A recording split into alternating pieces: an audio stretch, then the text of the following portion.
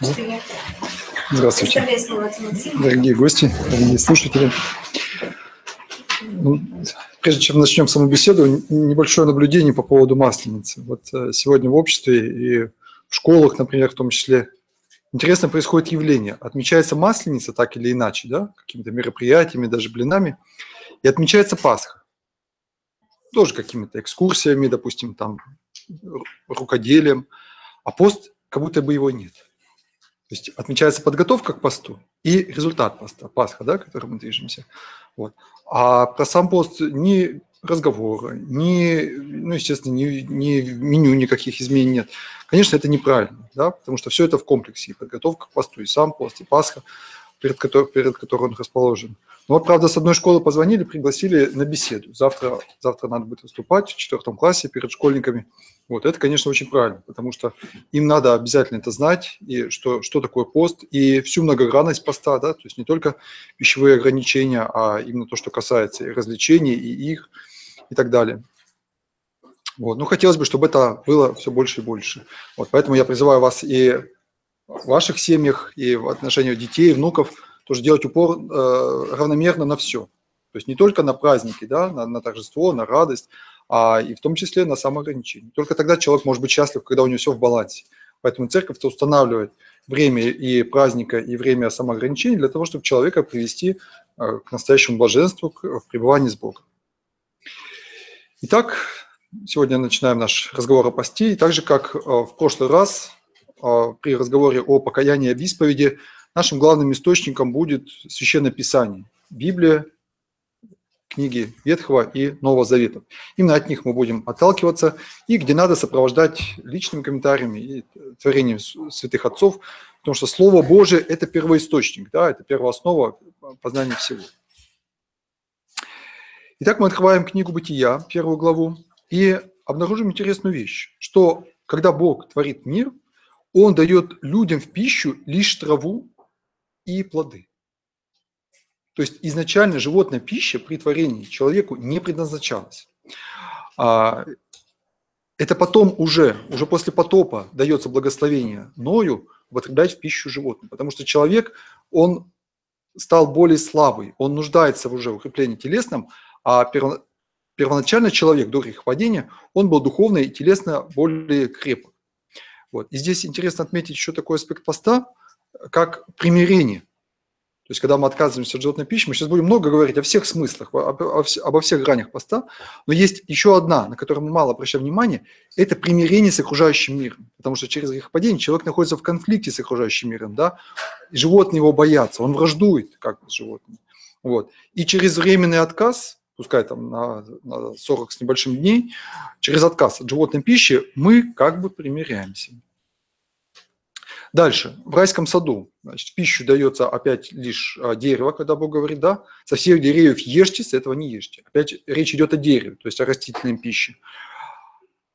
И подходим к очень важному моменту, стих 17. Запрет познания добра и зла через заповедь поста. То есть Бог говорит, со всех деревьев ты можешь есть, а вот с дерева познания добра и зла не ешь, потому что в тот день, когда вы вкусите, его смертью умрете. То есть здесь, конечно, речь идет о духовной сущности, да, о познании добра и зла, но обратите внимание, что именно заповедь поста, она является как бы такими вратами, да, ключиком к этому. И тут начинается диалог со змеем. Он соблазняет Еву, Ева потом предлагает и Адаму. Что он предлагает? Похоть плоти, яблоко красиво, вкусное, да, и хочется его вкусить, то есть плоть требует этого. Похоть очей, то есть наслаждение именно красотой яблока, и гордость житейская, то есть желание познать. И так происходит падение через искушение. И вот здесь я хочу обратиться к очень важной книжке, наверное, из современной литературы, все, что сегодня есть, и в лавочках, и в интернете, это самая богатая, самая содержательная книжка, хотя она не толстая. Это книга протопресвитера Александра Шмемана «Великий пост», она называется. Вот. Я вам советую ее приобрести, если она вам попадется, потому что она действительно того стоит. Здесь разбираются и богослужебные моменты, прям вот стихи, да, дается перевод на русский язык, вот, и здесь дается определенная философия поста. Это очень важная мысль, мы с нее начинаем, и давайте мы допустим такую пространную цитату, чтобы ее осознать. Мир и пища были созданы, чтобы посредством их человек имел общение с Богом. И только пища, принятая ради Бога, могла быть животворной. Сама по себе пища не имеет в себе жизни и не может ее воспроизводить. Один Бог имеет жизнь, и сам есть жизнь. В самой пище начало жизни Бог, а не калории. Таким образом, есть, кушать, то есть быть живым существом, знать Бога и быть в общении с Ним – все это одна и та же реальность. Кстати, в другом месте Александр Шмеман говорит, вся пища мира – это любовь Божия, ставшая материальной. Интересно, да? И безмерная трагедия Адама в том и состоит, что он воспринял пищу как жизнь в себе.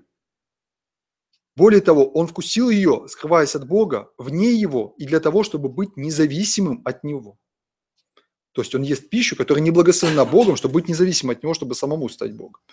И сделал он это, потому что поверил, что пища имеет жизнь сама по себе. И что, вкушая от этой пищи, он может сам стать как Бог, то есть иметь жизнь в самом себе. Проще сказать, он поверил в пищу, тогда как единственный предмет веры, доверия, уверенности – Бог и только Бог. И вот это ведь очень жизненная мысль, очень насущная реальность, в которой мы сегодня живем. Мы верим в пищу, да? Мы верим в систему здравоохранения, что она может там нас до бесконечности лечить, да? Мы верим в свежий воздух, в прогулки, мы верим в то, что вот эта еда более полезная, что она сохранит наше здоровье. Все это так, все это, безусловно, влияет на здоровье, но как бы человек не отгуливался, как бы человек строго не выдерживал свое питание, какой бы пищей человек не питался, обычной земной пищей, да, он рано или поздно умрет. То есть пища, и как раз пища нас приобщает к смерти. Вот древние люди это понимали очень хорошо, потому что пища – это земля. Она растет из земли, да, земля преобразуется в плоды, в траву, которая потом превращается в молоко, в мясо и так далее. И человек, по сути своей, земля. И когда он умирает, он снова попадает в землю, и снова становится землей. И вот этот круговорот, он неизбежен. Мы зависим от пищи и не можем разорвать вот этот круг зависимости, да, хотя должны это сделать. И поэтому люди еще задолго до христианства задавали себе вопросом, а где взять такую пищу, которая будет приобщать человека не к смерти, не к земле, а к вечности, к бессмертию. Да? И поэтому существовали уже различные обряды, ритуалы, которые объявляли ту или иную пищу пищей бессмертия. И вы знаете, что в христианстве подлинной такой пищей является Евхаристия. Да? И вот почитаем дальше Александра Шмемана. Итак, земной мир, пища сделались его богами, источниками, началом его жизни. Речь про Адама. Он стал их рабом. Адам по-еврейски значит человек. Это наше общее имя. И человек все еще Адам, все еще раб пищи. Он может уверять, что он верит в Бога, но для него Бог уже не его жизнь, не пища, не всеобъемлющее содержание его существования. Он может уверять, что он получает жизнь от Бога, но он не живет в Боге и для Бога. Его знание, его опыт, его самоуверенность построены все на том же принципе – хлебом единым. Мы едим, чтобы жить, но все равно умираем. И все равно не живем в Боге. И из-за всех грехов это самый большой грех. И этим грехом наша жизнь приговорена к смерти. И вот в этом смысле, а что же тогда такое пост? Я еще раз обращаюсь к этой книге, потому что она помогает нам вот это осознать. Что же тогда означает пост для нас, христиан? Это участие в постном опыте самого Христа освобождает нас от совершенной зависимости от пищи, материи и мира. То есть через маленький подвиг, через маленькое вот это воздержание, да, через хотя бы отказ от животной пищи, да, а иногда через дни полного воздержания от пищи, мы доказываем, что мы все-таки не абсолютно зависимы, да, что мы можем хотя бы на какое-то время освободиться от этого порочного круга. Правда, освобождение наше ни в коем случае не может быть полным. Мы живем еще в падшем мире, в мире ветхого Адама. И составляя часть этого мира, мы все еще зависим от пищи. Но так как смерть, через которую мы все должны пройти, побеждена смертью Христовой и стала переходом в жизнь, пища, которую мы вкушаем, и жизнь, которую эта пища поддерживает, может стать жизнью в Боге и для Бога. То есть мы получаем вновь вот эту божественную пищу, то есть тело и кровь самого Христа. И даже ежедневный насущный хлеб, который мы получаем от Бога, может в этой жизни, в этом мире быть тем, что поддерживает и укрепляет наше общение с Богом, а не отдаляет от Него. И только пост может осуществить это преобразование, дать нам существенное доказательство того, что наша зависимость от пищи и от материи не окончательна, не абсолютна, и что в соединении с молитвой, благодатью и служением Богу эта зависимость сама хочет стать духовной. Все это означает, что понятый по-настоящему в истинном своем значении пост есть единственное средство восстановления в человеке его подлинной природы. Понимаете, как глубоко? То есть пост, он уходит далеко за рамки вопросов, скажем, здоровья, даже, скажем, покорности Богу, да, аскетики. Он уходит вот именно в корне вот той трагедии, которая в раю произошла, да, потому что Адам переступает, ссорится с Богом, да, разрывает отношения с Богом через нарушение заповеди о посте, и мы через пост, мы, наоборот, возвращаемся вот в то, да, и мы получаем возможность кушать подлинную пищу, да, ту пищу, которая нас приобщает не к смерти, а которая приобщает нас к жизни. Далее идем. Проклятие земли за Адама происходит, да, то есть не только Адам проклинается, отрывается от Бога, но и земля проклинается. То есть она растит сорняки, она враждует уже против человека, человек наказывается трудом, опять повторяется заповедь о питании травой, то есть пока еще не меняется вот это вот устройство. Бог говорит о том, что человек возвратится в землю, когда умрет, об этом мы уже сказали. Далее в 4 главе мы видим, что Каин приносит жертву от плодов земли. И вот опять здесь вот эта жертва, здесь немножко уже другой момент, самоограничение, да, вот что такое жертва? Это небольшая, как бы маленькая такая смерть.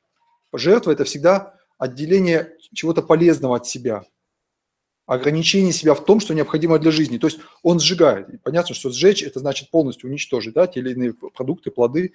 Вот. И умерщвлять для чего? Ради Бога. Потому что огонь поднимает жертву, переносит ее на небо, да, и вот он, сжигая вот эти вот плоды земли, он как бы ограничивает себя в излишней пище для того, чтобы, понятно, что Богу этот дым не нужен, но это таким образом устроить с ним отношения.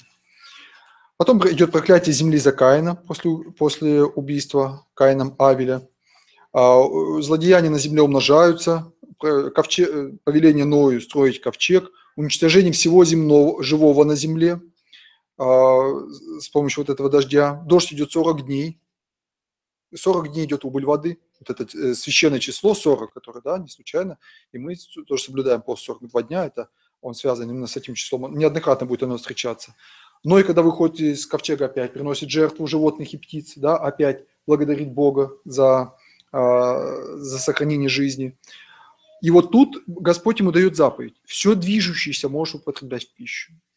То есть человек вот после этого всеобщего развращения и очищения потопом, он все-таки слабеет, он уже не может жить так долго, да, и ему для подкрепления своих сил, ему уже нужна животная пища, то есть она дозволяется человеку. Только без крови, только без крови. Ной злоупотребляет спиртным, происходит опьянение, может быть, по незнанию, вот Василий Великий так говорит. Но продолжительность жизни все-таки Ной еще была 950 лет, так говорит Библия.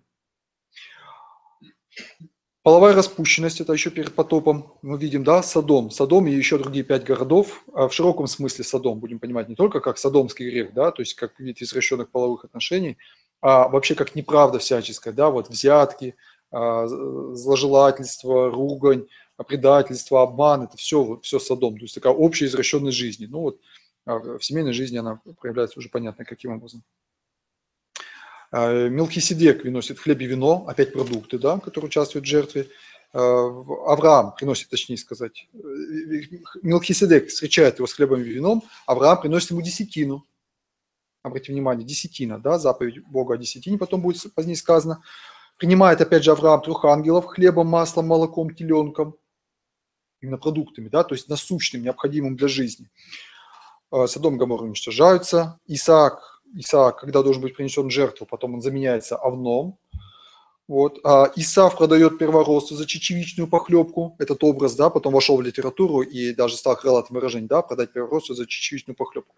То есть вот это чувство голода, оно в нем оказалось сильнее. Он предпочитает вот желание скорее насытиться, он продает свое первородство, хоть он потом и преследует, да, своего брата, но в тот момент он его продал, то есть он его обменял на возможность поесть. Да, вот этот образ показывает приоритет пищи над духовным. В книге «Исход» пасхальный агнец, который приносит жертву Богу, 7 дней кушают пресный хлеб евреи, кушают в поспешности, стоя, да, не имея возможности заквасить этот хлеб правильно. И когда выходят уже в пустыню, там начинается ропот на голод и сокрушение о мясах египетских. Да? Вот мы когда были в Египте, вот здесь нам кушать нечего, а в Египте мы сидели у полных котлов с мясом. Так говорят люди, которые вышли вместе с Моисеем. Тут им Господь посылает ману небесную и птицы. Вот эти жаворонки все прилетают, а люди объедаются и умирают. Очень многие люди, да, происходит такая массовая смерть от объедения, вот эти, от жадности, да, от пресыщения мясной пищи. Вот. В главе 19 книги «Исход» воздержание от жен перед дарованием закона, да, половое воздержание при горе Синай. И дальше мы уже видим среди 10 заповедей декалог ветхозаветный, 4-я заповедь – день субботний Богу. То есть в Ветхом Завете Великий пост – это десятина. Потом еще в другом месте будет сказано о том, что десятину человек должен жертвовать Господу, да, от всех своих дел, от всех своих плодов, то, что ему достается, и в том числе от своего времени. Вот год – это 365 дней, мы от него отделяем 10-ю часть, получается 36,5. Добавляются воскресные дни, которые как бы выбывают из постной череды, да, в которых есть послабление, и как раз получается вот 42 дня Великого Поста. А к нему уже примыкает Страстная Седмица. Она не является, то есть хотя в ней пост соблюдается, но это уже не Великий пост. Это уже, так сказать, вне постовое время, более относящееся к Пасхе. Вот Ава Дорофей именно с этого начинает разговор о посте, через мысль о десятине. В книге Левит жертвы скота, хлеба. Мы видим 40 лет хождения по пустыне, да, израильтяне, опять эта цифра 40. Для чего? Для того, чтобы полностью пережечь в себе все вот эти вот воспоминания греховные, да, о прежней сытой, но не свободной египетской жизни. И вот мы сегодня, вот люди, христиане, да, которые устремляются к Богу, они тоже как бы пребывают в таком странстве, да, то есть несут вот этот подвиг, жертву для чего? Для приближения через отказ. Спасение через отказ. Потом почитаем книги пророческие. Пророк Иоиль. Говорит Господь: обратитесь ко мне всем сердцем своим, в посте, плаче и рыдании. Раздирайте сердца ваши, а не одежды ваши. Идет акцент на духовную сторону поста, да? О том, что, конечно, есть в нем и то, но не одежды ваши раздирайте, то есть не одевайте там грязные рваные одежды, чтобы показать, что вы поститесь, а сердца ваши раздирайте, то есть сокрушайтесь в своих грехах. Пророк Иона. И поверили ни Ниневите, ни Богу, и объявили пост. Помните, Иона приходит, да, в Ниневию, огромный город, в котором люди живут очень свободно, очень развратно, но Господь ему говорит: иди и скажи, пусть покаются. И он ходит по улицам, вот представьте, вот просто человек вот так придет в город и будет ходить по улицам, говорит людям: покайтесь, вы неправильно живете. Он же не хотел этого делать, да, и только после того, как рыба его проглотила, он же отправился в Ниневию. И потом он все-таки пошел, и люди поверили и объявили пост, и не только себе, но и скоту. То есть даже животным не давали еды. Оделись во вретище, то есть в драную одежду, и царь, и скот. Посыпали голову пеплом и так далее. И царь издает повеление, чтобы каждый обратился от злого пути своего и от насилия рук своих. Опять обращаю внимание на нравственную сторону, да, то, что пост – это не только воздержание от пищи, а именно внешние отношения. Вот. В первой книге Царств мы видим обет Анны от трезвенности Самуила. И вина из сикера не будет он пить. То есть она хочет родить ребенка, посвятить его Богу, и сразу дает обещание, что он будет такой постник. Да? И вспомню опять вот преподобный Кирилл и Мария, да? Преподобный Сергий. Почему вот он уже из чрева матери показал свою святость и в среду-пятницу не вкушал даже материнского молока. И также не брал у нее грудь, когда она кушала мясную пищу. То есть он уже чувствовал это, да. Но, естественно, ему это передается уже вот от зачатия, от рождения. Вот это вот навык родительский. В книге Судей Самсон. Пока он соблюдал все свои обеты, он был непобедим. И как поддался пьянству и блуду, уловлен и выставлен на посмешище. Да, то есть он арестован, заточен в темницу. И вот сама мать его тоже держит пост от зачатия до рождения. В третьей книге Царств пророк Илия постом заключил небо на 3,5 года, ибо видел, что от пресыщения рождается много наглости. Слова какие хорошие, да? От пресыщения рождается много наглости. Вот сегодня наша жизнь, и тоже смотришь пресыщение, да, и магазины ломятся, и пакеты, и сумки ломятся, и холодильники ломятся, и подчас даже видишь вот в мусорных баках, что еда выбрасывается, да, вот такой вот, и на застольях, вот на всяких мероприятиях тоже вот это вот изобилие, такое пренебрежение к еде. Смотрите, от него, от пресыщения рождается много наглости. То есть постепенно люди становятся такие разнузданные, да, вот непокорные, непослушные ни закону, ни родителям. Вот. И вот Илья молится, и на 3,5 года дождя нет, А тогда ведь не было таких средств транспорта, как сейчас, чтобы взять им из Бразилии, например, привезти, да, пищу. Вот. И люди голодают. Голодают и понемногу возвращаются к благочестию, хотя приближаются.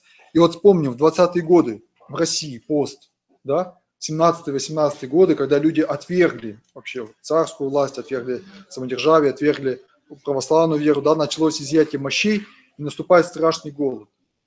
И вот один из оптинских старцев, кажется, сказал, говорит, не хотят поститься добровольно, будут поститься недобровольно. То есть через голод те люди, которые отказались от голода, им приходится поститься. И вы знаете, такое вот у меня, например, 3 есть таких людей, которых я знаю, которые не хотели поститься добровольно и вынуждены поститься добровольно. Недобровольно. У одного поджелудочная железа отказала, вот, и он почти год провел в больнице, и даже у него была реальная перспектива. Молодой человек, 30 лет возрастом. У него была реальная перспектива на всю жизнь остаться на инвалидной коляске. Вот, и он, когда все-таки вот, вернулся к здоровому образу жизни, вот, но ему строжайший пост. То есть там почти ничего и нельзя было есть. И постоянно надо было принимать вот эти вот ферменты. Вот. Другой человек тоже, который уже сознательно отказался от поста, у него начались проблемы с почками. И ему врачи прямо сказали, у вас это от того, от того, от того. От того, что вы кушаете много мяса, от того, что вы кушаете много молочного, вот вам однодневное голодание, вот кушайте травку, вот пейте соки и так далее. То есть человек как бы вынужден возвращаться к посту. Да? Вот. И еще один есть у меня знакомый, который тоже такой человек крупный, тучный, несмотря на то, что он довольно молодой. И вот он ищет различные диеты, там апельсиновые и так далее, и так далее. Вот. Хотя, в принципе, соблюдая постовой режим жизни, вполне мог бы к этому прийти. Да? То есть все равно мы к этому возвращаемся, все равно к этому приходим, к вынужденной диете. Книга пророка Исаии. «Не таковаго поста я избрал, глаголит Господь. Не в судех и сварях поститесь, но разрешай всяк соуз неправды».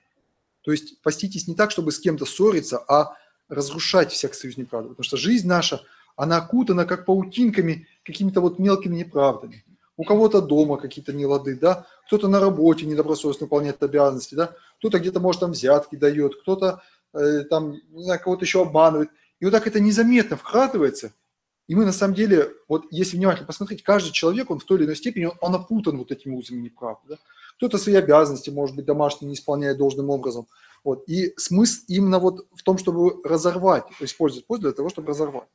И вот смотрите, не в судех и сварях поститесь, то есть не устраивайте свары. Значит, не ругаться с близкими о еде, телевизоре и так далее. То есть постишься, но постись сам. И никому это не показывай, и ни с кем, и уж тем более ни с кем не ругайся. Вот. Ну, об этом еще много будем говорить разными словами.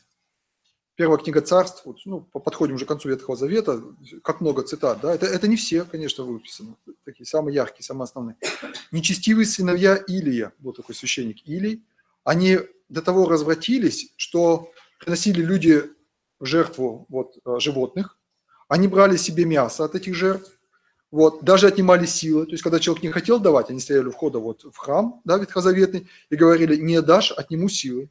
Блудили с женщинами у входа в скинию. Представляете, такого развратного, это сыновья священника. Вот. А отец ничего не мог с ними поделать. То есть вовремя он их не останавливал, да, не воспитывал, и какая у него тоже смерть нехорошая, он потом опрокинулся навзничь и сломал себе позвоночник. Вот. Третья книга Царств. Пророк Илья идет 40 дней и ночей до горы Хариф, чтобы познать Господа. Тоже очень важный символ, да. Бог везде к нему можно познать, но пророку надо идти вот эти 40 дней, так же, как мы идем 40 дней поста, для того, чтобы познать Господа. И там он познает его, то есть Господь ему открывается не в буре, не в ветре, а в тихом веянии воздуха. И там и Господь. Четвертая книга Царств. Пророк Елисей тоже держит пост. Книга Даниила. Отроки, укрепленные постом в пищи. И вот они не сгорают, будучи укрепляем постом, а еще до того 10 дней они вкушают только овощи и воду, и они оказались красивее и полнее тех, кто питался царским яством. Такая интересная история. То есть они говорят, мы не хотим кушать мясо, дайте нам только овощи и воду. А слуга им говорит, если вы будете кушать овощи, то вы будете худые, царь спросит, почему вы худые, и потом меня накажет. Они говорят, нет, мы будем хорошие. И вот они оказываются более такие круглые, вот, более гладенькие, лучше, здоровее выглядят, да. И вот посмотрим тоже на коров. Коровы тоже питаются травой, какие они мощные, сильные. Вот. Опять же, книга пророка Даниила. львы не съели пророка Даниила, потому что он 3 недели не ел и воды не пил. И был перед Богом чист, хотя его бросают в ров со львами. Вот такое два условия. И телом чист, и душой чист. Во второзаконие немножко вернемся. «Да почиет раб твой и осел твой». То есть пост – это отдых, в том числе и слугам, да. Ну, у нас тоже есть в каком-то смысле косвенные люди, которые, ну, скажем, которые нам служат. Кто-то, может, помогает нам, да, кто-то, от кого-то мы просим что-то. И вот в этом плане тоже можно отдых дать, да. То есть он распространяется и на служащих, даже на животных. Вот. И вот интересная еще фраза. Так, нет, книга пророка Захарии. «Пост соделается для дома Иудина радостью и веселым торжеством». Радостью и веселым торжеством. «Только любите истину и мир». Если мы будем любить истину и мир, да, блаженные, алчущие, жаждущие правды, вот, тогда пост будет наполняться радостью. И вот это критерий. Если человек проводит пост с радостью, знаете, есть такое выражение «светлая печаль».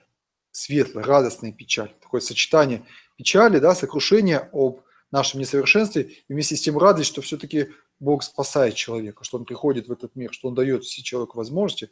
И вот это, мне кажется, правильное настроение. Если вот такое устроение сердца есть, то это хорошо. А вот святитель Василий Великий, вот у него есть такая книжка, его беседы, и первые 2 беседы посвящены посту. И вот у него есть фраза: «От трапезы постящегося не пахнет ростом». Ну, напомню, что в древней терминологии рост – это проценты, да, ростовщичество, то есть взимание процентов за данные деньги взаимно.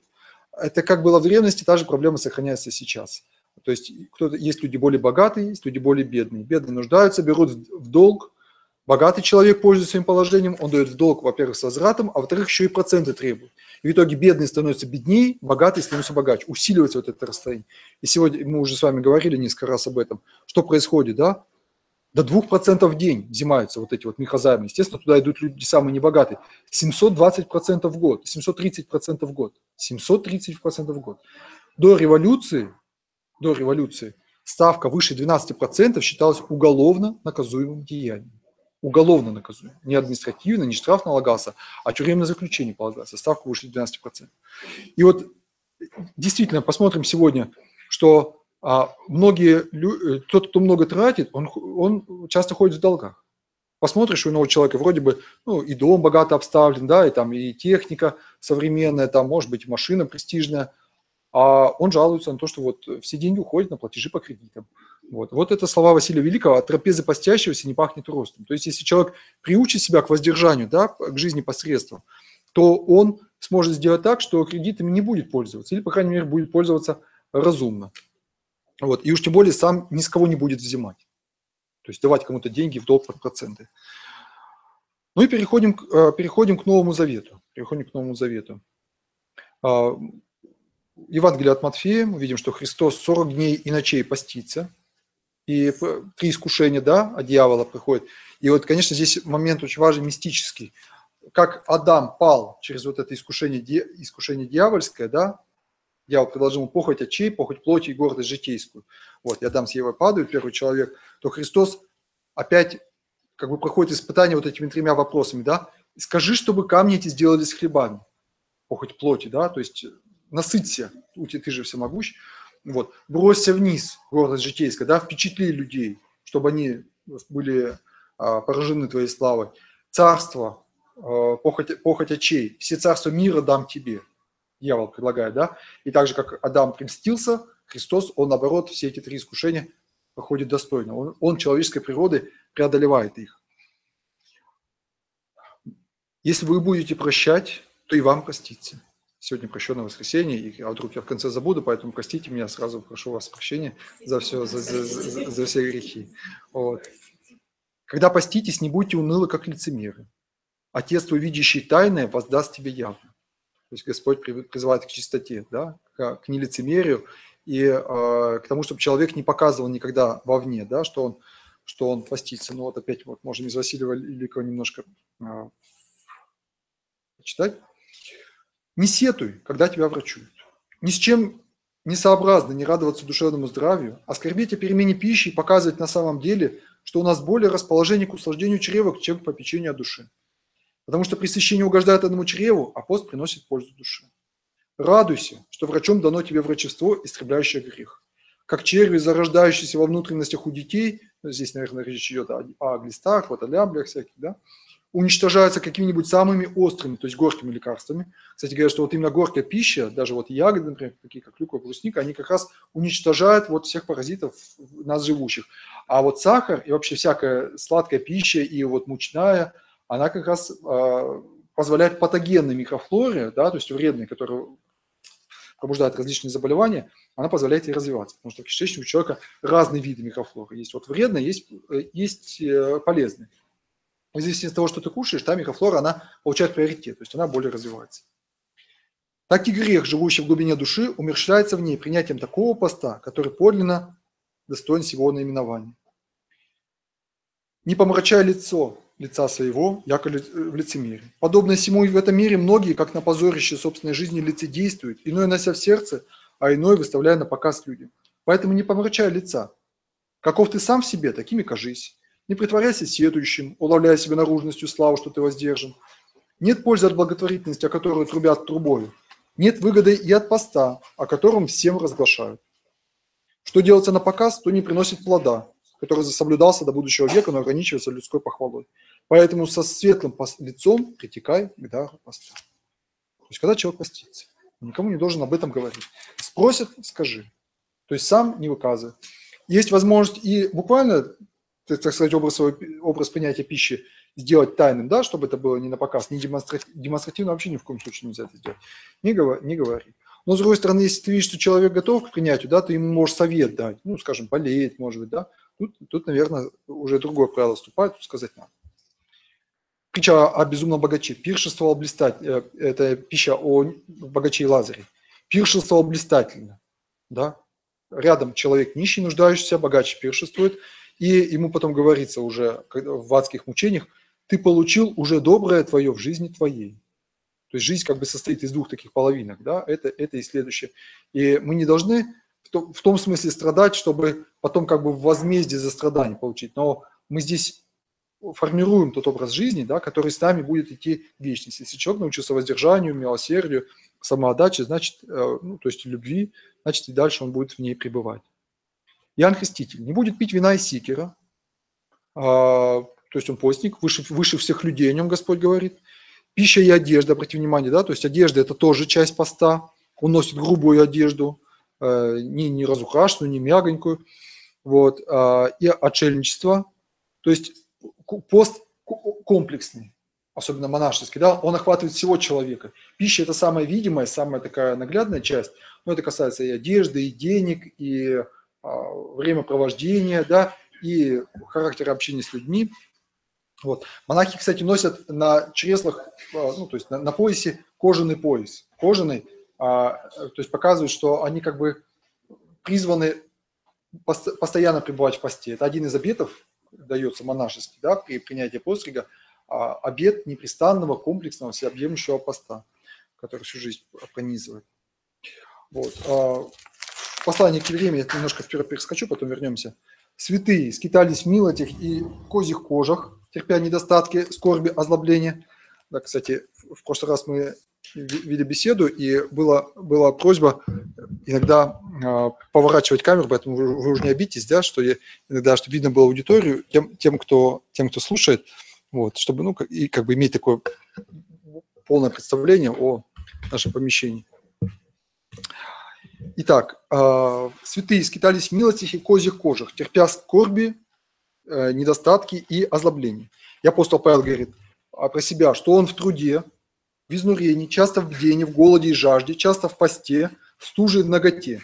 И при этом тут же говорится, что он восхищен до третьего неба. То есть нам иногда кажется, что быть с Богом – это такая безбедная и сладкая жизнь, а все святые, они входили узкими тесными вратами, да, для того, чтобы к Богу приблизиться. Если внешний наш человек и тлеет, то внутренний со дня на день обновляется. Это второе послание к Коринфянам. Когда я немощен, тогда я силен. Сила моя, то есть Божия, в немощи совершается. Это вот один из законов жизни для каждого православного христианина, что сила Божия совершается в немощи. То есть когда мы сами себя смиряем, сами себя как бы делаем такими немощными, в том числе в данном случае телесно, да, тогда мы получаем право, вот как говорит преподобный Паисий Святогорец, он часто использует этот термин, мы получаем право, то есть как бы дерзновение для Божьей помощи. Вот очень интересный момент. Сей же род, бесовский род, изгоняется только молитвой и постом. Два основных инструмента для власти человека над падшими духами. Вы знаете, что в православной церкви есть такой специальный чин отчитки для людей одержимых, да, есть. И когда человек очень сильно нагрешит, то он может стать одержим нечистыми духами. Ну, то есть уже не владеть своим голосом, даже иногда своим телом. Вот, его можно отчитывать специальными молитвами, но это могут делать не все священники. Это делают, как правило, монахи, и не все монахи, то есть должно быть специальное благословение от епископа. Это люди, как правило, ведущие монашескую жизнь от юности, вот, то есть, может быть, даже которые в девственности пришли в монашество, да, не потом уже, скажем, после семейной жизни. Это люди, которые очистились, то есть познали свою немощь, да, имеют такое практически совершенное смирение. Потому что когда человек изгоняет вот демонов, то дьявол с ним воюет, он пытается нажать в нем какие-то кнопочки, да, ну, или гордыню там, или блуд, или там чревоугодие, чтобы отомстить ему. Вот. И только человек свободный от всех страстей, он может заниматься этой очисткой. Вот у нас епархия, например, знает только одного такого человека. Вот. В Скопче-Чешском монастыре, да, вот отец Адриан, известнейший такой экзорцист, можно сказать. Просто Сергий Лаврий, 1-2 человека, которые могут этим заниматься. И вот рассказывали историю про женщину, которая, значит, привели человека на отчитку, и он вот бьется, и не может, и его мужчины не могут держать. То есть женщина имеет такую силу, что ее не могут держать здоровый мужчин. И тогда священник, который совершает отчитку, он говорит, вот стоят люди, говорят, есть кто-нибудь, кто держит пост по понедельникам. А пост по понедельникам – это дополнительный пост. В уставе его нет. Но когда человек уже держит все уставные посты, а ему хочется большего, да, ему благословляется пост по понедельникам. Только с благословением, никогда самовольно брать не будет. И из толпы выступает одна женщина, и священник, значит, поручает ей держать вот этого человека за плечо, и она спокойно одной рукой его держит. И он покорно стоит и никуда деться не может. Вот она через вот этот пост, через постничество, она обладает такой силой.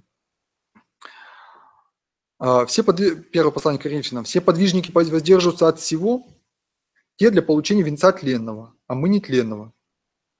Усмиряю и порабощаю тело мое, дабы, проповедуя другим, самому не остаться недостойным. Усмиряю и порабощаю тело мое. То есть человек, который проповедует другим и других учит, он, естественно, сам должен быть подвижником. Да, это касается не только проповедников, священников, это касается каждого человека. Вот. То есть можно учить только тому, что ты сам освоил.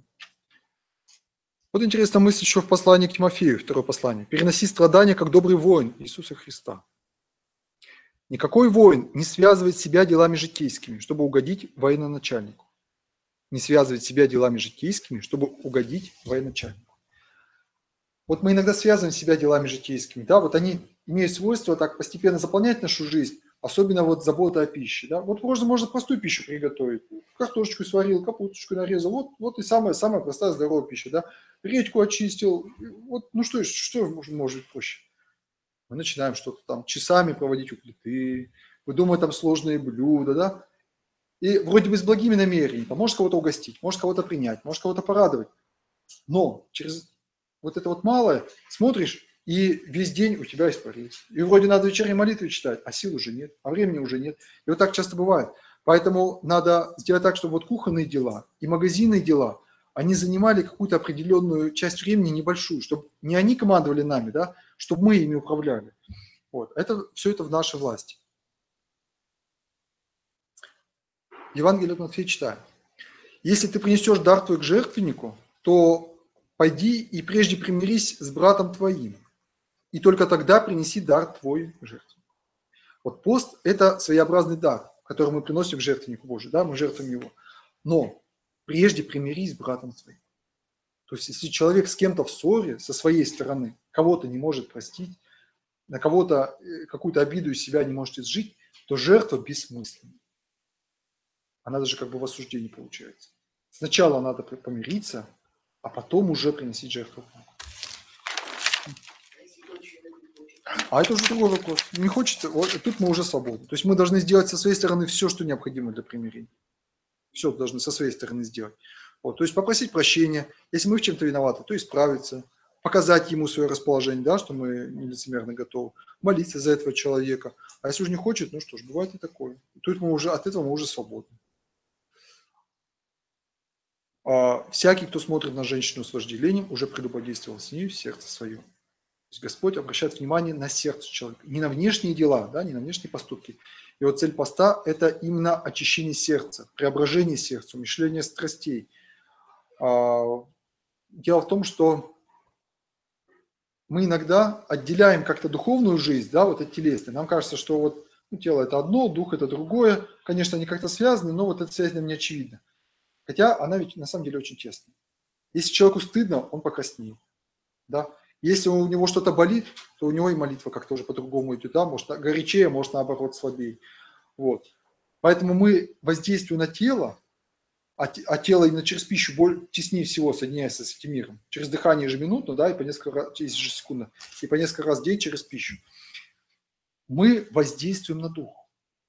И ограничение в пище тела – это, наоборот, передача энергии в дух, потому что энергия в человеке как бы одна. Вот. И даже для переваривания пищи нужно на самом деле очень много сил. То есть это очень, очень сложный физиологический процесс, да, вот у нас врачи есть, наверное, не дадут мне соврать, который требует огромных химических, энергетических затрат. Вот. И чем сложнее пища, чем она жирнее, чем она богаче по своему составу, тем для человеческого тела это сложнее делать, его переваривать. Поэтому есть даже такой способ лечения голодания, да? Вот, лечебное голодание. И когда мы пищу делаем более простой, вот Василий Великий, кстати, об этом тоже пишет, что простая пища не требует много сил, легко перерабатывается в телесное естество, вот, то энергия высвобождается от тела и поднимается в духовную область. И не только времени остается больше, а становится реально больше сил для молитвы, для богомыслия, да, для посещения богослужений. Вот, то есть эта взаимосвязь есть. Просящему у тебя дай, и от хотящего занять твоего не требуй назад. То есть пост – это время сугубо милости и благотворения. Любите врагов ваших, будьте совершенны, как совершенен Отец ваш Небесный. Представляете, какой призыв? То есть Господь говорит, что мы должны быть совершенными, как сам Бог. Естественно, без Божьей помощи это невозможно. И когда человек надеется на себя, на свои силы, да, он этого достичь не может. Не творите милости ваши перед людьми. То есть добро всегда должно быть в тайне. Когда молишься, войди в комнату твою и затвори дверь твою. То есть молитва не на показ. Особенно в тех семьях, где есть какие-то конфликты по этому поводу, а молитва всегда должна быть в тайне. И никогда не надо никого упрекать, поучать. Вот ты не молишься, вот с тобой вот это вот происходит, а вот еще и запугивать, да, а вот ты не боишься, вот а с тобой может быть и это, и это, и это. Нельзя так говорить. Бог любит всех людей. И человек, который наоборот от него отделен, он его еще больше любит, еще больше за него страдает. Вот. Молясь, не говорите лишнего, как язычники. Вот тут начинается дискуссия с сектантами, которые упрекают православных за то, что богослужение православное очень длинное, да. Вот, допустим, постовые службы, особенно Страстную Седмицу, могут достигать 4 часов, 4,5 даже часов. Вот, пасхальные, ночная рождественская служба тоже где-то вот 4-5 часов составляет. Но, с другой стороны, посмотрим. Сам Господь молится ночью. Тоже ночные молитвы совершает, да. А в книге Деяний говорится о прилежной молитве церкви. Прилежный, значит, усердный, значит, тоже горячий и длительный. Апостол Павел говорит, непрестанно молитесь. То есть здесь надо как-то найти вот такой разумный баланс между длительностью молитвы и ее качеством. Да? То есть нельзя вот так вот просто отвергать. Я как-то встретил женщину, свидетельницу Иеговы, вот, и она, вот, буквально первый аргумент, который выдвинула спор, говорит, ну а зачем вот читать «Господи помилуй» 40 раз? То есть вы это делаете неправильно. Вот. Мне пришлось возразить на то, что Моисей ведь тоже водил 40 лет по пустыне, да, евреев, это символическое действие. Вот. То есть длинные молитвы нужны, но сами по себе они не заслуга. Это способ, это инструмент, это метод, с помощью которого мы умерщвляем свои страсти и освобождаем место для добродетелей. Не собирайте себе сокровища на земле, но собирайте себе сокровища на небе. Мы в воскресной школе иногда с детьми вот так разделяем доску на 2 части и начинаем перечислять, а что такое сокровище на земле? Каждый может, да, подумать, представить для себя. И что такое сокровище на небе? Ну, понятно, что это добродетели. Вот. Вот опять момент, требующий от нас рассуждения. Заметим, что в Евангелии очень много таких как бы противоположных заповедей, да, которые можно одну истолковать так, а другая заповедь вроде бы говорит о другом. То есть это нас побуждает к глубокому размышлению и добродетельное рассуждение. Не заботьтесь, что вам есть и что вам пить. И об одежде, что заботитесь, да, там посмотрите на лилии полевые. Ищите же прежде Царствие Божие и правды Его, и это все приложится вам. То есть, если мы эту заповедь доведем до абсурда, то надо всю одежду снять, выйти голышом на улицу, как стрекоза, ничего не сажать, не пахать, не сеять, не трудиться, и сказать, ну, Бог же вот цветы украшает, значит, и сейчас меня оденет, как лилию полевую, да? Вот. Это будет неправильно. Потому что надо в комплексе, нельзя вот одну цитату вырывать из контекста, надо вспомнить, да, Адаму, Бог говорит, в поте лица будешь добывать хлеб свой. То есть трудиться это все-таки надо. Господь говорит, не просто не заботьтесь, не тряситесь, то есть излишне не переживайте. И ищите прежде Царствие Божие. То есть ищите всего, и одежды, и пищи, и транспорта, и жилищ, и красоты в своих домах. Всего ищите. Но прежде ищите Царствие Божие. На первом месте ищите Царствие Божие, и это все приложится вам. Он не говорит, что это все зло, вы сможете прожить без этого. Вот Бог за вас все эти проблемы решит. Он говорит, приложится. То есть оно устроится, оно придет. Если вы на первое место поставите Царствие Божие, а Царство Божие – это, кстати, состояние души. Не будем путать с Царством Небесным. Царство Небесное – это некая реальность, в которую мы мечтаем, желаем попасть, да? А Царство Божие – это внутреннее состояние человека, когда Бог в нем становится царем, в его душе. Он становится в мыслях, в ценностях, в душе, он становится на первое место. То есть речь не о пренебрежении, а о правильной иерархии. Входите тесными вратами, потому что широки врата и пространен путь, ведущий в погибель, и многие идут ими, тесны врата и узок путь, ведущий в жизнь, и немногие находят. Ну, тут смысл понятен, очевиден, да? Вот. Может, какие-то вопросы накопились по ходу есть? А то я так вот монологом говорю, смотрю, что уже некоторые устали. Так тяжело слушать непрестанно одного человека. Какие-то замечания? Давайте.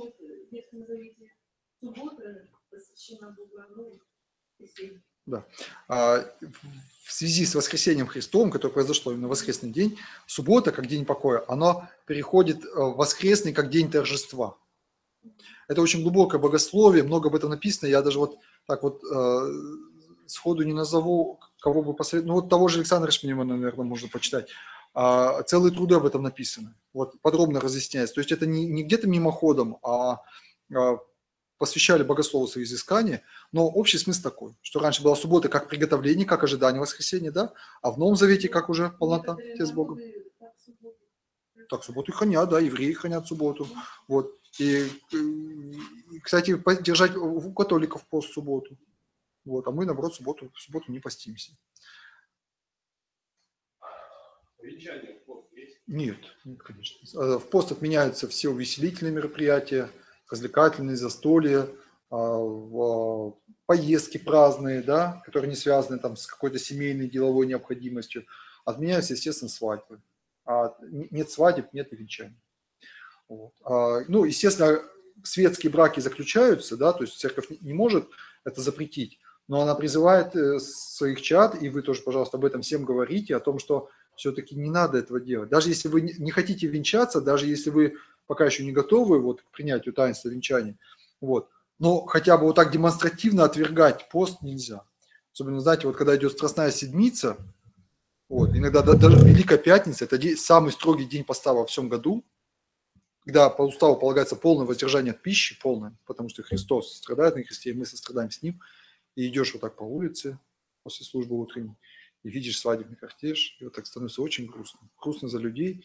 Не то, что они будут наказаны Богом, это неправильно говорить, но что они так далеки от Бога. То есть даже что хотя бы вот в этой мелочи они, ну вот не проявили такое уважение к церкви, да, что вот, ну не будем пока, давайте отложим, ну там в конце концов неделя, скажем, на 2 недели вперед сдвинуть невеликая же проблема. В пасхальную седмицу тоже нет венчания, в святки между Рождеством и Крещением Господним отменяется. Вот. Накануне в посты, ну, о супружеской близости сейчас еще скажу. Вот. Это отдельный вопрос. Да. Да.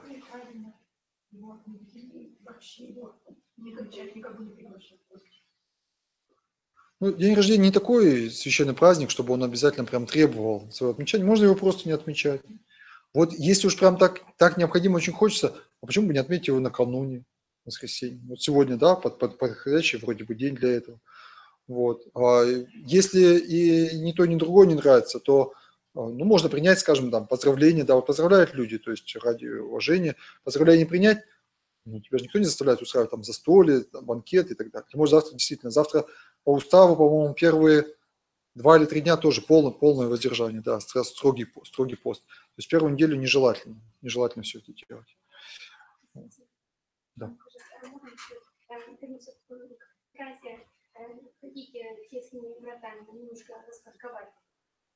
Да. Ну, как понять тесными вратами? Что в жизни всегда надо выбирать более сложное решение при прочих равных условиях. Вот. И вообще жизнь вести более ограниченную, более подвижническую. Вот. А даже вот, например, в каком-то конфликте смириться, скажем, и уступить, это будет трудный путь, да, это будут тесные врата. А пытаться воздействовать на человека там, какими-то силовыми методами через других людей, это так называемый широкий путь. Да. Вот. А, скажем, отказаться от участия в каком-то празднике, вот, например, сейчас будет первая неделя поста, и вас, допустим, приглашают тоже на какое-то празднество, да, вот. Но первая неделя, поскольку строгая, то отказаться – это будет более сложный выбор, да, потому что может быть и конфликт с окружающими людьми. А пойти, вот в данном случае, наверное, будет более широкий. Хотя не все так просто. Вот, в пост можно где-то и навестить родственников, если у них какое-то важное мероприятие. Вот, то есть прийти, поприсутствовать, сказать какие-то добрые слова, наверное, это будет компромиссное решение. Вот. Но смотря, опять же, в какой-то день. То есть если бы меня, например, пригласили бы на свадьбу в Страстную пятницу, я бы, наверное, не пошел. Как бы я бы не боялся, что эти люди обидятся. Вот. А если это будет какое-то другое мероприятие, ну, скажем, там торжество, где-то в течение поста, ну, скажем, не первая, не последняя седмица, то поприсутствовать, по крайней мере, проявить вот знак внимания, не участвуя там в играх, в пьянках, тем более. Вот. И мне кажется, что это допустимо. Но здесь надо в каждой ситуации смотреть индивидуально. Но вообще это общий принцип жизни, входить тесными вратами, выбирать более сложно. Вот давайте как раз цитату по поводу детей прочитаем. «Пустите детей приходить ко мне и не препятствуйте. Пустите детей и не препятствуйте им приходить ко мне, ибо таковых есть Царство Божие». Да? Кто смирится как дитя, тот только может войти туда. Вот. То есть детей надо приводить к Богу уже с детства, приучать к посту. Так, в той или иной степени. Конечно, не полную меру. Кстати, вы, наверное, знаете, да, что мы никто полную меру поста не соблюдаем. Что если мы возьмем пост вот так, как он есть по уставу, по исходам, это устав, во-первых, монашеский, во-вторых, это устав палестинский, то есть совершенно для другой климатической зоны. Мы его практически не можем исполнять, даже физически. Потому что там есть дни полного воздержания, несколько дней подряд. Вот. Есть люди, кстати, даже у нас в России, которые держат первую неделю полностью до субботы, вообще голодают. Вот. Об этом немножко еще особо. Вот. А есть дни, когда не дозволяется ни вареная пища, ни масло даже не дозволяется. Да? То есть в этом плане мы, как правило, строго не соблюдаем. Но мы же с вами говорили, что пост – это комплексное понятие, да? И поэтому детям надо об этом сказать. Допустим, там от молочного, от мяса их, может быть, не надо полностью отлучать, а тем более, если они не приучены. Хотя я считаю, что после 10 лет ничего с ребенком страшного не будет, если он 40 дней поживет без мяса. Ну или хотя бы, там, скажем, через раз. Да? Или там 2 дня в неделю он от этого повоздержится. Но пост – это для них и лакомство, пожалуйста, конфеты, пирожные там и так далее, да, от чего вполне можно отказаться. Сахар, совершенно излишняя вещь. Любой врач, любой диетолог современный, он говорит о том, что соль и сахар, да, наши враги, от которых и диабет, и все прочие заболевания. Телевизор, пост. Игры, особенно компьютерные, да, развлечения, те же дни рождения, скажем, шумные, да, тоже с увеселениями, их можно сдвигать. Я знаю семьи, в которых это все спокойно, нормально, безболезненно проходит. То есть с детьми надо об этом разговаривать. Не так, что просто вот мы за тебя решили, ты постишься. Вот. А вот как мы с вами сегодня разбираем, да, отдельный цитат, конечно, ребенок в себя не вместит такой объем библейской информации, но какие-то особые поучения, да, можно выбрать, почитать библейскую, детскую Библию об этом, вот, поговорить о примере Христа, да, для чего он постился, вот, сказать, что, вот как Паисий Святогорец детям объяснял, что есть две радости. Есть радость маленькая, когда ты что-то приобретаешь, да, вот если мы поделим сливу пополам, это будет человеческая справедливость, помните, да, у Паисия Святогорца, вот. А когда ты отдаешь, это большая радость. Вот так и сказать, когда ты кушаешь конфету, это радость, это маленькая радость. А когда ты ее не кушаешь, это радость большая. Ну, если ты правильно к этому будешь относиться. Вот. И я думаю, что, в принципе, ребенка надо к этому подвести. И может дать ему выбор, особенно на первых порах, да, то есть рассказать об этом всем и сказать, я был бы рад, если бы ты что-то из этого выбрал добровольно. Помните, вот книжка такая была «Витя Малеев в школе и дома», как он там боролся с искушением скушать пирожное, да, вот он положил, это интересно, в советское время книга написана, да, вот. А ведь это тоже такой вот навык, подвиг поста, да, вот он пытается себя испытать, проверить, силу воли, да. Кстати, пост – это именно сила воли, а воля – это энергия. И, кстати, любовь – это состояние воли. Вот покойный отец Даниил Сысоев, убиенный, он говорил о том, что любовь – это состояние воли, которое направлено на окружающий мир, на других людей, на Бога, да. Вот. Воля может быть очень сильная, но она замкнута на самом себе. Кто-то, смотришь, ради своего удовольствия, там лезет в горы, там прыгает с канатами, там, допустим, какие-то опасности преодолевает, да. Он может держать строжайшие диеты ради своего здоровья, да, ради, может, какой-то гордыни. Это тоже воля. Это воля направлена на самого себя. А пост – это как раз переориентация своей энергии, своей воли. В греческом языке, в богословии, эти термины одним словом выражаются – энергия. Вот. А переориентация ее вовне. Поэтому я думаю, что детям надо, да, вот именно эту волю развивать. Ну, естественно, опять же, и молитва, и, может быть, и поклоны, вот, и чтение. Ну, то есть они должны об этом знать. А уж какая мера. И, кстати, вот есть такой документ об участии верных в Евхаристии, мы о нем с вами уже говорили.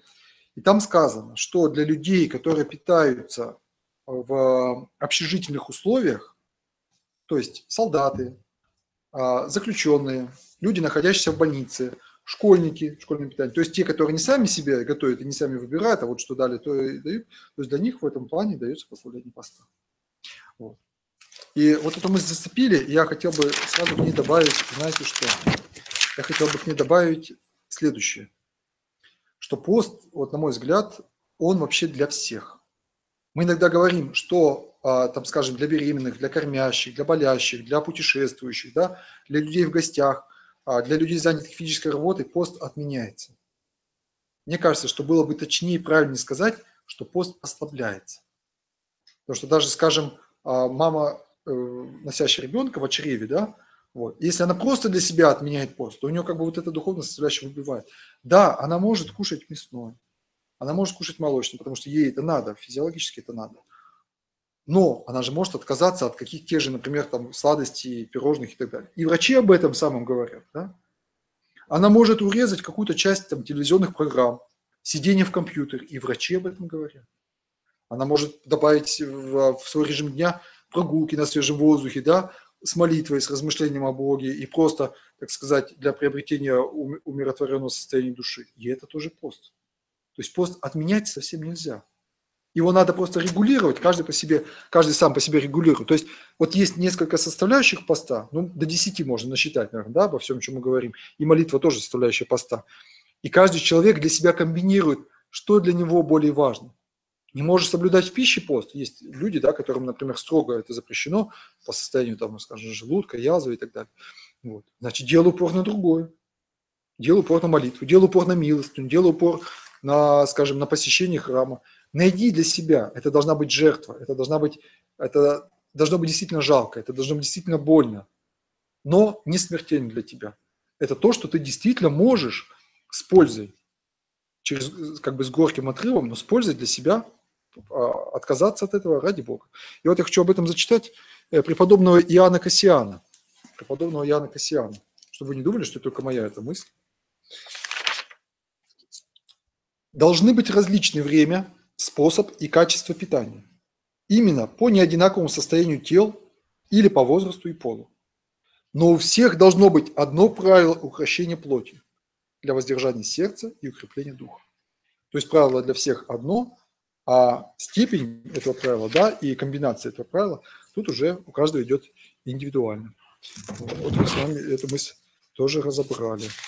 Вот. Да. Вы знаете, это зависит от традиции храма. В каждом храме делается немножко по-разному. Вот я знаю, что в некоторых храмах берут, то есть надо взять благословение, и в книжках тоже пишут, да, что если ты не можешь держать пост, ну, в силу каких-то обстоятельств, там, или в силу организованного питания, или в силу состояния здоровья, то надо брать благословение. Вот в нашем, например, храме это не принято. То есть просто считается, что каждый соблюдает пост в свою меру, а просто при подготовке к причащению, то есть на исповеди он говорит, что я вот пост не могу соблюдать в такой-то степени по таким-то причинам. Вот. То есть специально благословение на это не надо.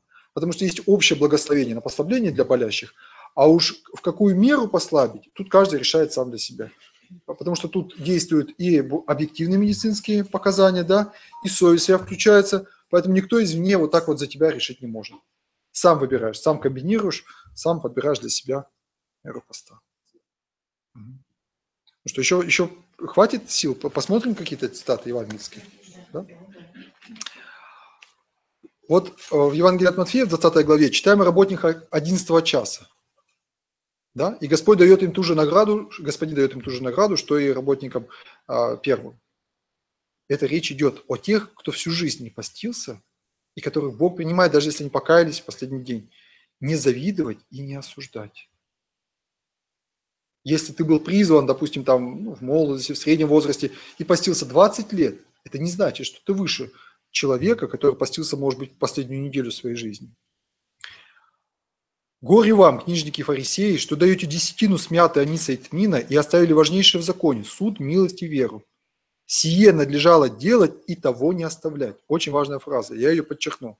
Фарисеи имели, как пишут библеисты, такие маленькие огородики возле дома, они там выращивали вот эти вот травки, и они строго следили, чтобы с каждой травки, с мяты, с тмина, с аниса, десятина была пожертвована в храм. Но важнейшее в законе они оставили – суд, милость и веру. Господь говорит, не то, что суд, милость надо делать, а десятину не давать. Он говорит, сие надлежало делать и того не оставлять. То есть надо делать все и дела закона, то есть вот дела вот эти вот уставные, да, соблюдение поста, но все-таки на первое место ставить добродетели. Потому что есть такая тоже крайность, когда человек говорит, да это все, это я уже перерос эти порядки церковные, да, главное это любовь, вот, главное это делать добро, главное мысли свои очищать, поэтому я уже как бы выше поста, я уже по ту сторону поста. Вот. Сие надлежало делать и того не оставлять. Вот. Ну и к нам это относится, если мы этикетки вычитываем, да, вот, там, чтобы, не дай бог, там где-нибудь яичный порошок не закрался в какую-нибудь печеньку, вот, и спрашиваем, или кому-то в гостях, придя, спрашиваем, а майонез какой здесь постный или не постный, вот, а добродетелем пренебрегаем. Вот. Ну, притча о страшном суде, она подробно разбирается всегда не буду сейчас о ней особо говорить, просто скажем, да, что Бог посещает нас в лице нуждающихся. Каждый день Бог к нам приходит. Каждый день, потому что каждый день мы с кем-то общаемся, с близкими людьми, и каждый день у нас есть возможность оскорбить Бога через пренебрежение к человеку, и каждый день у нас есть возможность воздать честь самому Богу. Вот. Среда и пятница – однодневные посты, помните, да, все? В среду предательство Христа, в пятницу распятие. Бодрствуйте, молитесь, чтобы не впасть в искушение. Кстати, ограничение сна тоже как часть поста. Сладкоспание, да, есть такой грех, мы исповедуем тоже в вечерних молитвах, где-то в молитвах говорим, вот, и в чине исповеди есть такое сладкоспание. На самом деле, сон ведь это тоже очень важная составляющая физиологического ритма человека, и он очень растяжим. Когда человек вот так вот мобилизован, дисциплинирован, да, у него сон идет интенсивно, и он может выспаться за 6, за 7 часов, да. И еще вот мне один человек, который очень увлекается здоровым питанием, который уже не ест не только ничего животного, он даже ничего готового не ест. Он одно питается там капустой сырой и так далее. Вот. Он говорит, что он обходится сейчас буквально там 4-5 часами сна. Он говорит, я вот прям просыпаюсь рано-рано утром, у меня такой прилив сил, я могу читать 3-4 часа, да. Он на работу уже к 7 утра приходит на работу. Это вот очищение организма дает такой эффект. И наоборот, чем больше человек ест, да, чем больше он плоть умножает, и чем больше он позволяет себе спать, то постепенно вот это вот время для сна все больше и больше и больше. И вот спишь уже и 8 часов, и 9 часов, и 10 часов, и все вроде не хватает, и еще днем надо прилечь, прикорнуть, и встаешь все равно разбит. Почему? Вот.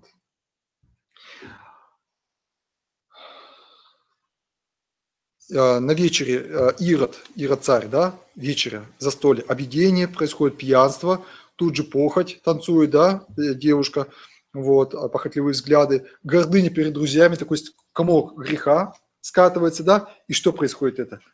Неосторожное слово Ирод бросает, да полцарства у меня проси, Что ты хочешь? Голову Иоанна Крестителя. И вот смотрите, один грех, слово, другой грех и убийство. А куда уже денешься? И опять тут же будет вот покаяться, да ну он же царь, ну и что?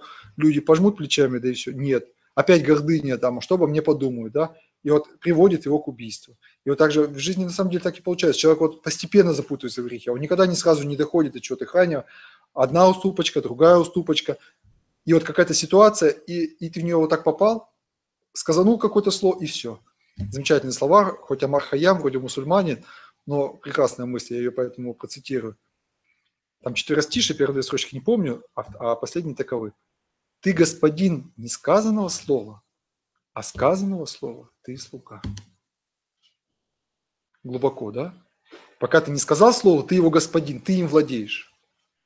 А когда ты его сказал, ты ему служишь. И вот так обидел кого-то человека, и как бы слово тобой управляет, ты уже будешь вынужден мириться, извиняться, да, как-то вот это вот заглаживать. А сказанного слова ты слуга. Ну, что еще? Тут много-много хороших цитат. Я сейчас уже только самые пожалуй, выборочные, такие самые яркие, самые важные. У кого две одежды, пища, дай неимущему. То есть пост – это время раздаяния избытков. Не хлебом одним будет жить человек, но всяким словом Божьим. То есть тело мы питаем едой, душу мы тоже питаем. Питаем ее чем? Чем питается душа? Словом. Душа питается словом Словом Божьим. Поэтому в посту рекомендуется сделать немножко упор. То есть эту пищу мы ограничиваем, а эту душевную, да, мы наоборот увеличиваем, чтобы питаться больше. Вот. Кстати, сегодня у меня этой книжки сейчас на руках нет, я дал ее почитать. Есть очень широкомасштабные исследования, там на материалах многих тысяч людей, там со всеми научными, с графиками, с диаграммами, там, с белками, с генами. Вот. И там доказывается, что излишнее употребление животной пищи, особенно белковой пищи, оно вот влечет за собой болезни, в частности, онкологические заболевания. То есть та истина, которую люди знали тысячелетиями, современный человек ее тоже осваивает через науку уже. И, кстати, вот в 20 веке, когда большая часть людей перестали соблюдать посты, пошел вверх вот этот всплеск сердечно-сосудистые заболевания. Вы знаете, что они тоже связаны с загрязнением человека, да, вот эти вот все бляшки, холестерин и так далее, недостаточное движение, двигательная активность и онкологические заболевания, которые тоже связаны и с загрязнением тела, и с загрязнением души. Потому что любой грех, который сидит в душе, мы с вами говорили, да, что душа с телом связана, дух через душу с телом связан, тело влияет на дух, и дух влияет на тело.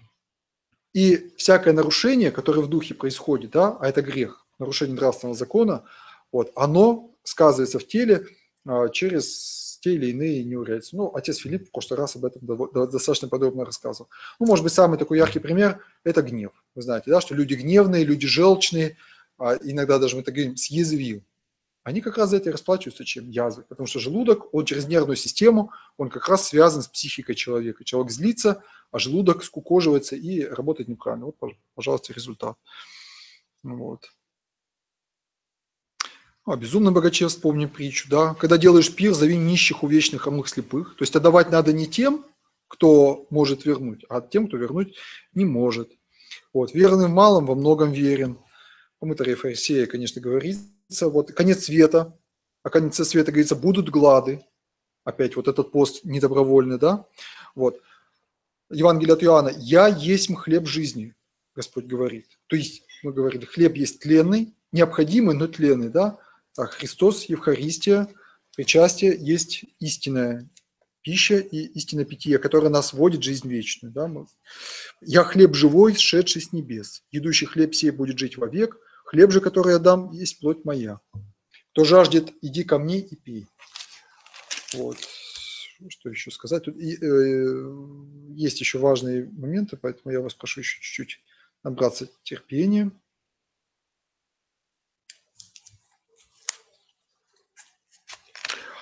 Как они не заботились иметь Бога в разуме, ну и так далее, по посланию к Римлянам, 1 глава. То есть пост – это покорность, это подчинение Богу. И церковь в некотором смысле является властью. Вот это новая тоже для меня самого мысль, но я хотел бы с ней поделиться. Как-то раз приходила одна женщина, вот, с которой мы долго разговаривали, она пришла с покаянием, вот, с обращением к Богу. Она в конце сказала такое, говорит, мне как бы, ну что ли, предостерегали, что церковь – это власть. Мне так это запало в душу, я стал вот размышлять, раскручивать эту мысль. Вот, то есть это власть, как бы владение над душой, да, то есть человек, ходя в церковь, он как бы подчиняется, он теряет вот эту свободу. Я подумал, ведь это правда, ведь правда, церковь – это власть. Но власть не в смысле диктаторская, тиранская власть, это в хорошем смысле власть. То есть Бог желает власти над человеком. Не для того, чтобы от него чем-то пользоваться, а как царь, вот как хороший царь желает власти над подчиненным. Как родители желают власти над детьми? Ради их спасения. И когда мы отказываемся от этой власти Бога и церкви над нами, да, то мы уходим в область, как блудный сын, в область греха, в область отчуждения. Вот. А когда мы эту власть признаем, то мы, как слуги в доме хорошего царя, мы пользуемся всеми благами. И не просто как слуги, как дети, как сыновья. Вот. И в этом плане надо, знаете, еще что сказать? Что вот есть определенный церковный устав, есть определенный ритм, да, поста и праздника. И человек, который вот власть церкви как раз не признает, который живет как бы по ветру головы своей «я», вот, он постится в свое время. Рождественский пост закончился, кто-то решил попаститься. Приходит на причастие. Я постился. А поста нет, потому что святки. Вот сейчас будет пост, да, он закончится, будет светлая неделя пасхальная, тоже, соответственно, пост отменяется. И надо вот в этом ритме жить. В церкви пост, значит, у меня пост.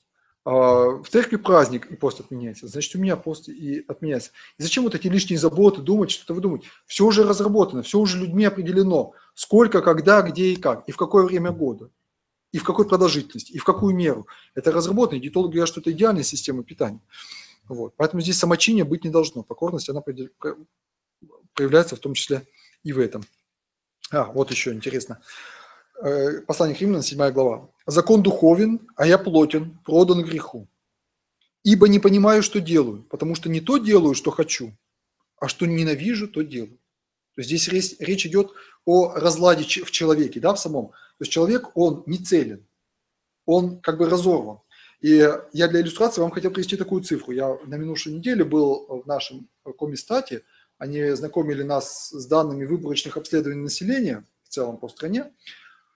Вот. И 80% людей, населения страны, называют здоровье в числе высших личных ценностей.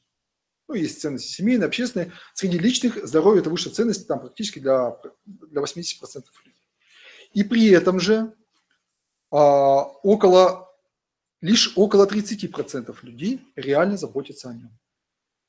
То есть занимаются спортом, соблюдают какие-то принципы здорового питания, вовремя проходят диспансеризацию, обследование, соблюдают предназначение врачей. То есть вот он разлад. Здоровым быть хочу, а здоровье заботиться не хочу. И вынужден заботиться, когда уже начинается болезнь. Да? Вот. Это вот иллюстрация. Попечение о плоти не превращайте в похоти.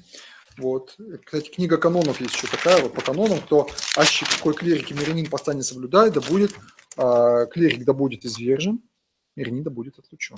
Это вот такие строгие канонические правила. Ну вот, еще, наверное, надо сказать поподробнее о разной мере. Немощного в вере принимайте без споров о мнениях. Сегодня читалось это послание. Ибо иной верен, что можно есть все, а немощный есть овощи. Кто не ест, не осуждай того, кто ест, потому что Бог принял его. Кто ты, осуждающий чужого раба? Перед своим Господом стоит он или падает? То есть разная мера. Не должно быть осуждения. У каждого личное отношение с Богом. И мера духовная, то есть как бы вот вместимость в душе вот этого сосуда, который вмещает в себя религиозную жизнь, она тоже очень разная. Итак, будем искать того, что служит к миру и ко взаимному назиданию. Ради пищи не разрушать дело Божие. Опять вот строгие слова апостола Павла. Строить, ну, тут уже, можно сказать, мирским выражением, строить не стены, а мосты. То есть жизни надо строить не стены, а мосты. Не искать того, что нас отделяет, да, от окружающих людей, а наоборот искать то, что объединяет. Ну, тебе интересно это, другому человеку интересно то. Если ты более смиренен, значит, ты сядь с ним. Вот если это, ну, да, пускай, скажем, даже неплохой фильм, сядь с ним, посмотри, обсуди, да, вот. Если ребенку интересно вот это, вот там, ну, скажем, какая-то прогулка, какая-то игра, то и он не готов, пока не способен делать то, что ты способен делать. Значит, ты будь ему ближе, да, и даже через какую-то игру, через какую-то книгу, через общения ты сможешь донести уже более высокие истины, тем самым его приобщишь к своему образу жизни. Мы сильные должны сносить немощи бессильных и не себе угождать. Ну вот, и хотел бы еще сказать, да, по поводу супружеских отношений, Жена не властна над своим телом, но муж. Равно и муж не властен над своим телом, но жена. Не уклоняйтесь друг от друга, разве по согласию, подчеркиваю эти слова, разве по согласию, на время для упражнения в посте и молитве. То есть, когда в семье один супруг верующий и стремится соблюдать посты, а другой в меньшей степени, или совсем это отрицает, или, может, даже не хрещеный, вот, то в одностороннем порядке соблюдать пост в супружеских отношениях нельзя. По согласию, потому что мы не владеем своим телом. Не муж властен, но жена. Равно и не жена, но муж. Вот. То есть тут должны быть уступки, и святые даже отцы об этом конкретно определенно пишут. Вот еще мысль. Вы чувствуете, да, мы вот как бы все одну тему, вот разные грани, разные аспекты, и ведь все построено на Священном Писании. То есть если внимательно вот так сесть и пролистать его, ну мы же в основном знакомы с евангельским текстом, то в принципе на все вопросы можно найти ответы. Вот. Легче, конечно, может быть, взять уже готовые труды, сочинения святых отцов, прочитать, но первый источник – это все-таки Слово Божие. «Тела ваши – суть храм живущего в вас Святого Духа. Посему прославляйте Бога в телах ваших и в душах ваших, которые суть Божия». То есть тело здоровья – это талант, это собственность Бога. Поэтому мы должны уберечь, употреблять на пользу. Вот у отца Игнатия несколько недель назад была такая хорошая статья «Добрый слуга» называлась. Он как раз на эту тему размышляет в газете «Вера». Вот. Ну и вот еще, знаете, пожалуй, бы я хотел, уже приближаясь к концу своего выступления, я бы хотел еще обратить ваше внимание на такую мысль. Мы с этим встречаемся нечасто, но все-таки бывает. Значит, послание к Колоссянам. «Для чего вы держитесь постановления? Не прикасайся, не вкушай» и так далее, по заповедям и учению человеческому. Это имеет только вид мудрости в самовольном служении. Если вы воскресли со Христом, то ищите горнего. То есть здесь речь идет о так называемых подвижниках, отшельниках, которые боятся паспортов, я так думаю, ИНН, там, электронных карт и так далее, вот, или считают что-либо нечистым. То есть, например, мясо называют по сути своей нечистым. Не то, что от него надо воздерживаться, а как бы в принципе оно порочно. Послушаем святителя Игнатия, который разъясняет этот момент. Церковь положила в известные времена воздержание от мясной пищи для того, чтобы непрестанно употребляемая мясная пища не разгорячала безмерно тело, чтобы они на растительной пище постного времени прохлаждались и облегчались, а не потому, чтобы употребление мяса заключало в себе собственный какой грех или нечистоту. То есть нельзя называть ничего нечистым, то, что Богом сотворено. И вот еще подробнее в послании к Тимофею. В последние времена отступят некоторые от веры, внимая духом обольстителям и учением бесовским, через лицемерие лжесловесников, сожженных совести своей, запрещающих вступать в брак и употреблять в пищу то, что Бог сотворил, дабы верные и познавшие истину вкушали с благодарением. Потому что всякое творение Божие хорошо, и ничто не предосудительно, если принимается с благодарением, потому что освящается Словом Божьим и молитвою. Вот. Что еще здесь можно сказать?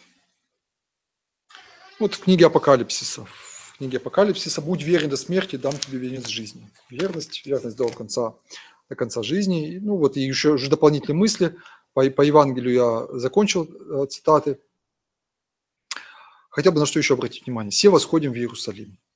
Фраза Христа, да? То есть пост – это все-таки не просто десятина, отделенная от года, это путь к Пасхе. И надо помнить, да, что это путь к радости. В пути должна быть цель. Без подвига, без жертвы подлинной радости нет, без испытания.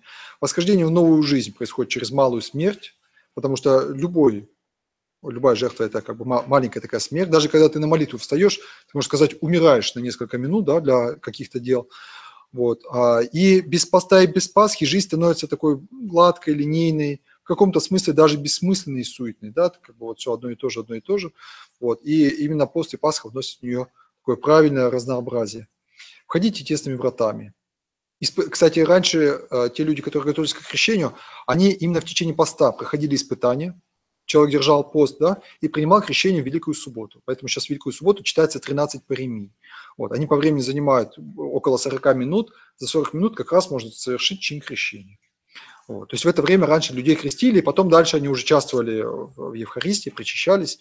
Вот. Господь не веряет себе всякому человеку, Он требует вот этого испытания. Ну, богослужение, наверное, вы все знаете, да, какие отличия: черный цвет, полумрак, минорное пение, да, Господи помилуй, меньше пения, больше поклонов, более длительные службы, чтение Ветхого Завета, Евангелие почти не читается. Вот.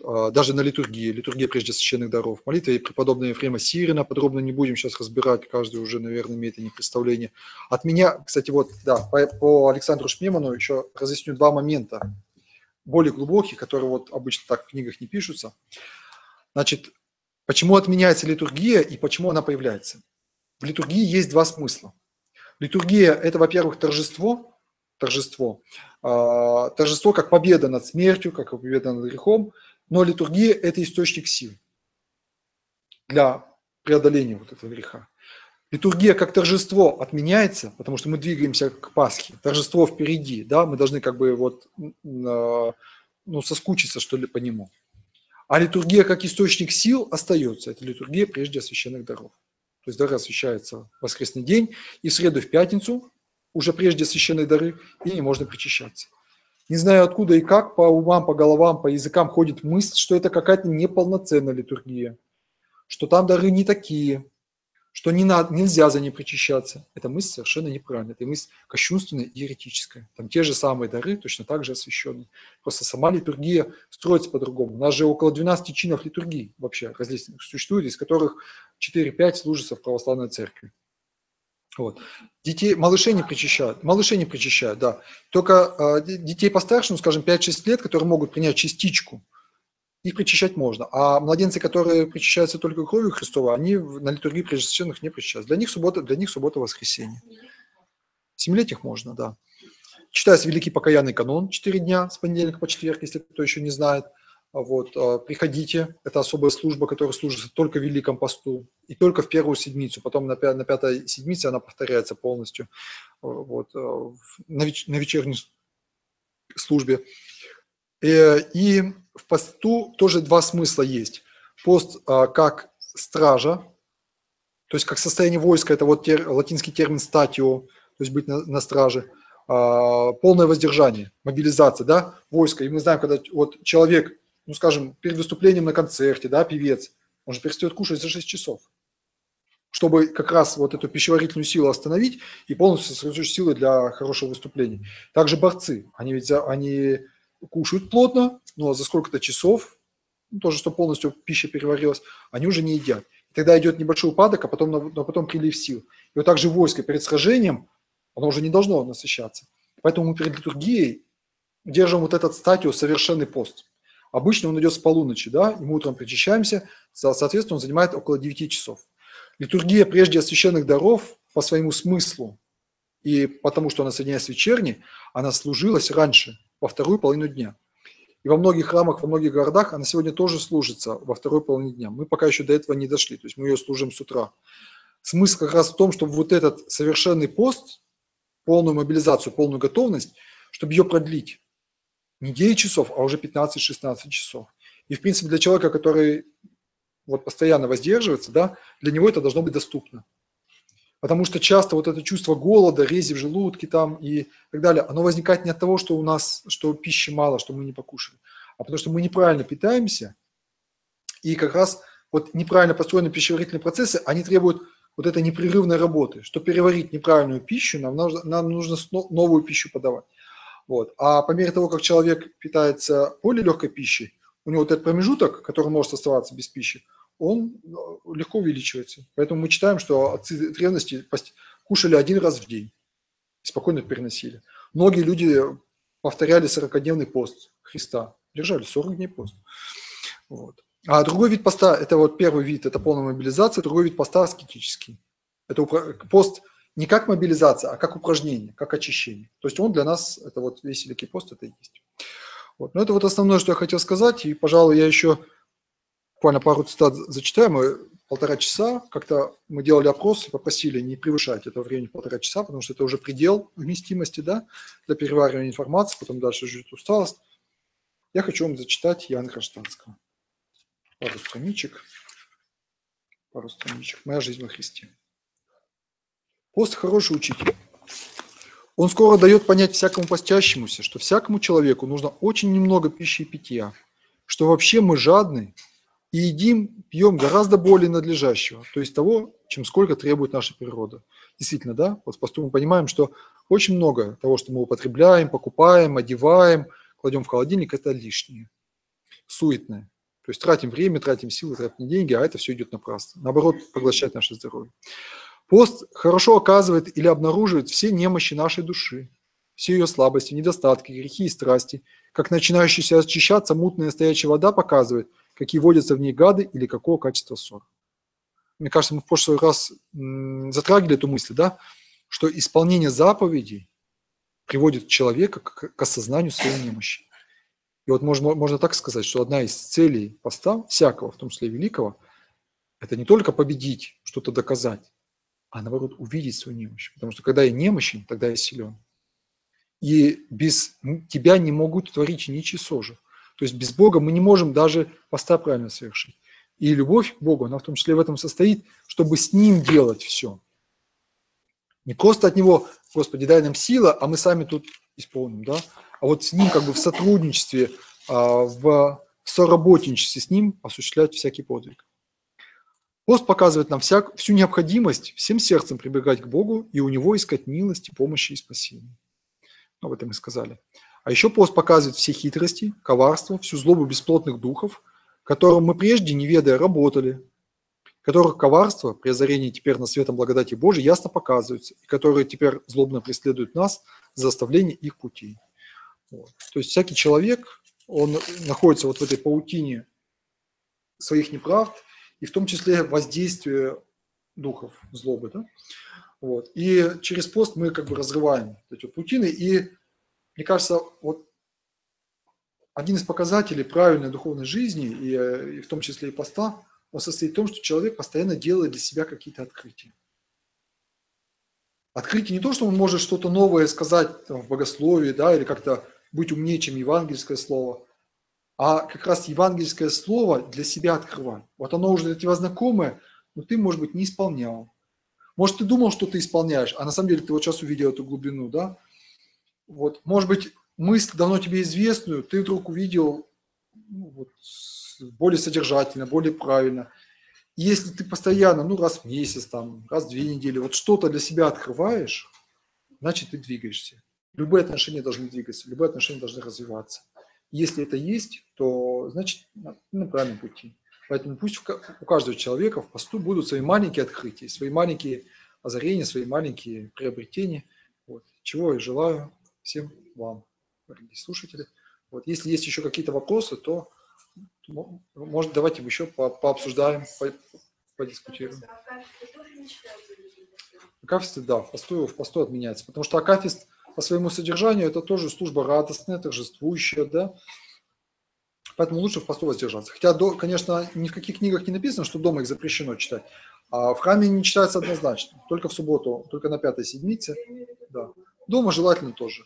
Отменить. Я рекомендую вместо этого читать или каноны. Есть каноны практически всем, кому мы читаем акафисты, практически всем есть и каноны. И святым, и Престой Богородице каноны. А еще лучше читать псалтырь. Псалтырь. Вот, книга Ветхого Завета. Канон – это особый такой текст для богослужебного употребления в храме и дома. Состоит, как правило, из 9 песней, из которых одна пропускается, получается в сумме 8. Вот, там есть припев, потом сам стих, тропарь, точнее, канона, потом опять припев. Вот. Скажите, а примерно какой минимум на целый день? На завтрак, на обед, на ужин? Какой примерно? Ну, возможно. Потому что мы же все время есть. Картошку без масла, капусту, салаты. Ну, я знаю, что есть календарь, в котором указано, когда можно масло, когда можно гриб, да. Понятно. Да. Ну, я скажу кратенько, да, все-таки не тема наша, мы в диетические вещи вдаваться не можем. Я скажу кратко, да. Это, во-первых, каши всякого вида, да. Почему? С маслом. Я думаю, что по нашим северным широтам и по нашему общему состоянию, которое сильно отличается от древних людей, масло употреблять можно и нужно. Растительное масло, всякое. Но мы же не... Это же монашеский устав. Это устав для южных широт, там, где зелень круглый год, там, где свежие фрукты, овощи, плоды. Вот. А нам, я думаю, что можно употреблять. Вот. Ну, по крайней мере, я употребляю и знаю, что большая часть употребляет. Нет, без молока. Вот. Есть люди, которые воздерживаются. Растительное, конечно, речь идет о растительном. Это орехи, давайте сейчас не будем в споры впадать, я просто кратко перечислю. Это свежие овощи, которые продаются, морковка, которую мы почему-то забыли сегодня совсем, да, вот все вот бананы, всякие киви, а наши родные фрукты и овощи мы забыли. Это ягоды, которые надо летом заготавливать, да. Это капуста квашеная, которая прекрасно содействует пищеварению. Это картошка, сваренная в мундире. Вот. Это хлеб, конечно, в меру, да, и хлеб большей частью ржаной, зерновой, бездрожжевой. Да. Это рис, который можно варить. Кстати, вот продается красный рис, такой прекрасная вещь, которую вот если сварить, он включает режим очищения именно организма. Вот. Это некоторые крупы, которые можно вообще в сыром виде есть, можно проращивать зерно, которое замечательно очищает организм, и по мере того, как он очищается, все остальное дается гораздо легче. Вот. Что еще можно перечислить? Ну вот, много единомышленников, да, много людей в храмах. Надо просто поспрашивать, то есть у каждого формируется индивидуально. Я вам могу потом в приватной беседе поделиться более подробно своим опытом, у меня есть свои наработки. Но мне вот повезло, у меня есть приятель, который этим очень увлекается, он сам там заказывает через интернет там и морскую капусту, и зеленую гречку, и вот он со мной делится. Вот. Поэтому вам просто надо найти такую же подругу или такого же друга, который уже эту собаку, так сказать, в этом съел, да, вот, и опыт перенимать. В интернете полным-полно всяких способов, рецептов. Единственное, что сложно, не надо вот увлекаться вот этими готовкой и так далее. Пища должна быть простая. Она должна быть не только постная, а простая. Я вот по этому поводу хочу вам процитировать Серафима Саровского, здесь вот в энциклопедии православной веры, его высказывание.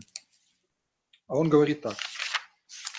Неразумен тот постник, который дожидается определенного часа, а в час трапез весь предается ненасытному вкушению и телом, и умом. Вот. То есть злоупотребление пищи, и в том числе сладостями, и лакомства постной пищи, это как бы извращение поста. Сейчас продаются всякие там майонезы постные, скажем, постный суп со вкусом курицы. Ну, я считаю, что да.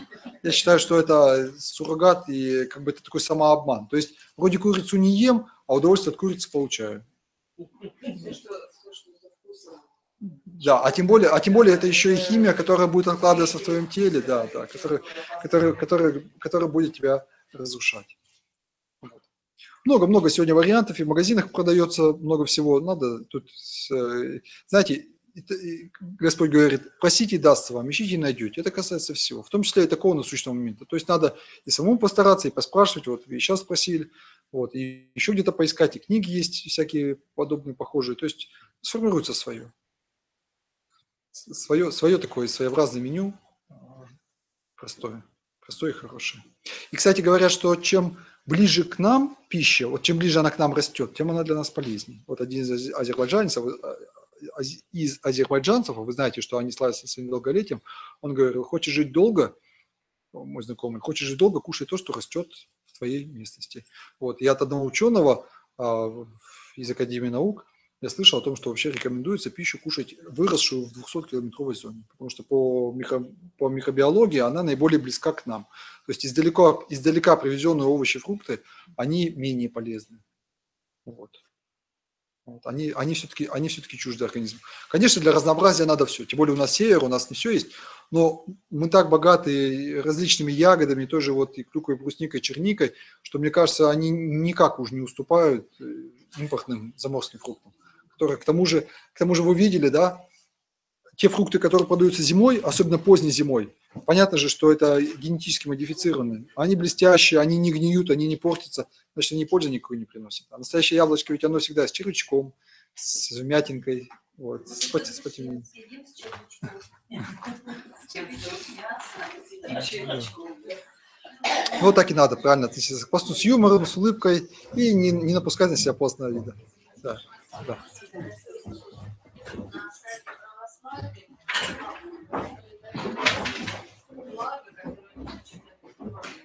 Да.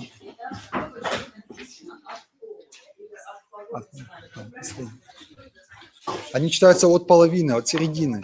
То есть у них есть такая серединка, она вот есть Евангелие, есть Библия богослужебная, Евангелие. Вот. И вот если мы эту просто откроем Библию, да, здесь просто главы и стихи. Но здесь нет отметок богослужебных. А вы же слышали, что всегда в храме начинается чтение «Рече Господь своим учеником», да, или «Во время она». Как это делается? То есть там стоят такие специальные звездочки, стоит вот эта вставка внизу, которую надо сюда добавлять, и стоят места, которые обозначают конец чтения. Допустим, конец недели, конец святому, чти, приступи, Богородице. Вот. И таким образом комбинируется из Евангелия на то чтение, которое необходимо для богослужебного чтения. Вот. И там, где идет сноска от полу, там, соответственно, в богослужебном есть такая звездочка. Но там же указаны у вас стихи. Да? Ну да, там будет указано не просто зачало. То есть зачало может быть длинное, а если вы будете читать по стихам, то вы не ошибетесь. Вы прочитаете именно с того по тот, который нужно. Да, да. Ну, вы просто читайте по стихам. Нет, это и для нашего чтения тоже это относится. Вот. Но надо смотреть не по номеру зачала, а по номеру главы и по стихам, потому что тут как бы двойная нумерация. Вот. Надо использовать вот эту.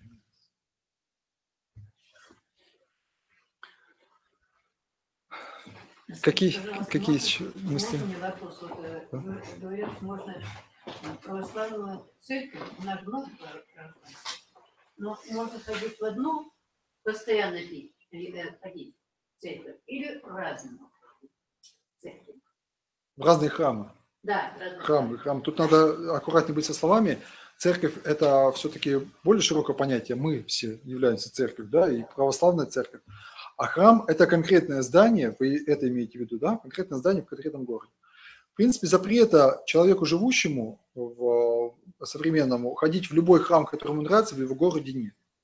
И поэтому любой человек может ходить в любой храм. Но здесь возникают некоторые опасности. Во-первых, может появиться такая капризность, да. Вот здесь мне, скажем, здесь мне нравится служба, а там мне нравится исповедоваться, а причащаться я хочу вот в третьем храме. Вот. И начинается такая беготня. Поэтому, как мне кажется, самый лучший, самый правильный, самый идеальный вариант – вот найти свой храм, прилепиться к нему, полюбить его и понять, что храм – это место, в котором совершается богослужение. А богослужение везде одинаково. Есть какие-то нюансы, но в принципе оно одно. Мы приходим к Богу. Да? И надо искать не храм, а Бога. Даже в этом. Тот храм, который тебе ближе, пускай он даже будет дальше, но вот он тебе нравится, и будь в нем.